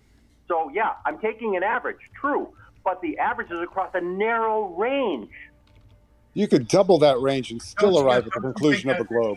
Don't you think that narrow range is extremely in my favor when you go? No. Absolutely not, because I know what the range is, and you say you know nothing. Larry, the thing is, with refraction, the mountain is always going to appear to rise up. So even if you went with no atmosphere, the mountain is just going to get much lower. Yeah, it's only 4 arc. The angular change due to refraction is 4 arc seconds per mile. Maybe it's 3.5, maybe it's 4.5. All right? Now, 1 arc second over those kinds of distances is still a fart in a windstorm. So, yeah, it's an average, but it's a narrow range. So if somebody said, well, on average, I make $106,000 a year, they go, oh, really? That's what's an average. What does that really mean? Give me some years I made 100, some years I made 110. What if one year he made $1 million and the other years he didn't work? Right? Okay, So that would be bad statistics. Therefore, I include a large body of data over a long period of time, and it didn't go from 0 to 1 million. It went from 4 to 5, and sometimes 3. Okay. And if you want to use that as an analogy, show us that kind of spike in the atmosphere. But a point being missed here is the atmosphere always works to move things upwards. Never do you see refraction going the other way where it's going to make the mountain go that much lower below the horizon. And in fair weather, as indicated by the photograph, it was not an extreme. Yeah, that's not in your favor. It's the diametrically opposed to your favor. Actually, there's so much clarity in the shot, you can see the haze in the distance, to be honest. Okay, good. Yeah, right. Fair weather conditions. So a typical refraction, I use typical instead of standard, a typical refraction is definitely the more so likely that to think it's some bizarre number that could be infinity. This shit's measured, you know? A lot of people put a lot of time into it, and you sit there saying, you know, you didn't do any of these things yourself. You just know everybody is like wildly wrong. I'm looking at this image. I'm telling you, the ability to see past the 49 or 44 miles, what is it, is remarkable because there should be a physical horizon somewhere in this shot, particularly once we calculated the height. Yeah, there's the Iris C that's well behind the tower. There is your horizon. All right. It's there. Yeah. All you got to do is understand that how low on those mountains you're really seeing, and how low into the foothills you really are. That's all. That's the only thing we're arguing about now. That's called research, buddy. Get on it. Pretty easy. I hear you, though. Thanks. Well, if it's so easy, how come it's not done? Well, I'm just telling you. But you want to know why? Because we argue with guys like you instead of getting. You argue and lose. No, instead of the dude who came on with this projected with the diagram, he came at it from the side. Then he showed it from down the gut, and then he showed me a real picture, and that's a presentation that got my attention, and I appreciate it. Not being barked at or fucking looked down upon. Yeah, Trust me. note that I didn't try to teach you anything. I asked you questions. Yeah. You need to find the truth yourself. That's what I'm here for. Thanks. I'm just here counting down to your next denial. You're just almost fun. You're almost fun. But if you have time, Larry can post the Thank You Bev image. Let's see what you have to say about that. Yeah. George, it's nice to talk to you. It's never fun, but it's nice. And thanks, Rob, for your input. And Blue, again, I thanked you over and over again because I don't have a lot of places anyone cares. So as long as I don't bug you guys all the time, it's nice to pop in. Yeah, you're welcome anytime, Dan. Did I get an answer in that, Geo? How the hell am I seeing past their lie? What's the deal? It's on a that? non-issue. That's the answer. I think it's not. So well, you'll hear me grinding that. You'll hear me grinding that a lot. Yeah, because that's all you've got. It's a narrative. I mean, you could go out into the real world. I'm just saying it's a narrative that doesn't hold up to the physical proof. No, that's not. They said the same thing about the Ptolemaic universe. I'm sorry to disagree. That's not all he has. He has a nice cat. Cats are nice. You know what? If his cat likes him, how bad could he be? Where'd you guys see the cat? Leave it to the cat to humanize him. All right, I got 2 of them. That makes me more human. Thanks a lot, guys. Have fun. All right, Dan. We'll see you. Good night. All right. And we've been going for 3.5 hours, and I think it's about time to say goodnight to the YouTube crowd. Unless anybody else has got something. I wasn't listening to a lot of this. So, what on this Mount Rainier? I mean, Dan thinks that this is just some sort of a atmospheric phenomena, or I have something. no idea. We didn't talk about Mount Rainier. The first thing he says right off the bat, he says, "Oh, you zoom in. That's because it's zoomed in." And then later on, he says, "No, I was just goofing." So. Yeah, you're talking about Blackpool now. Oh, the one before. Yeah, Carnivores put up this blink test thing with Mount Rainier, but we never got around to talking about that.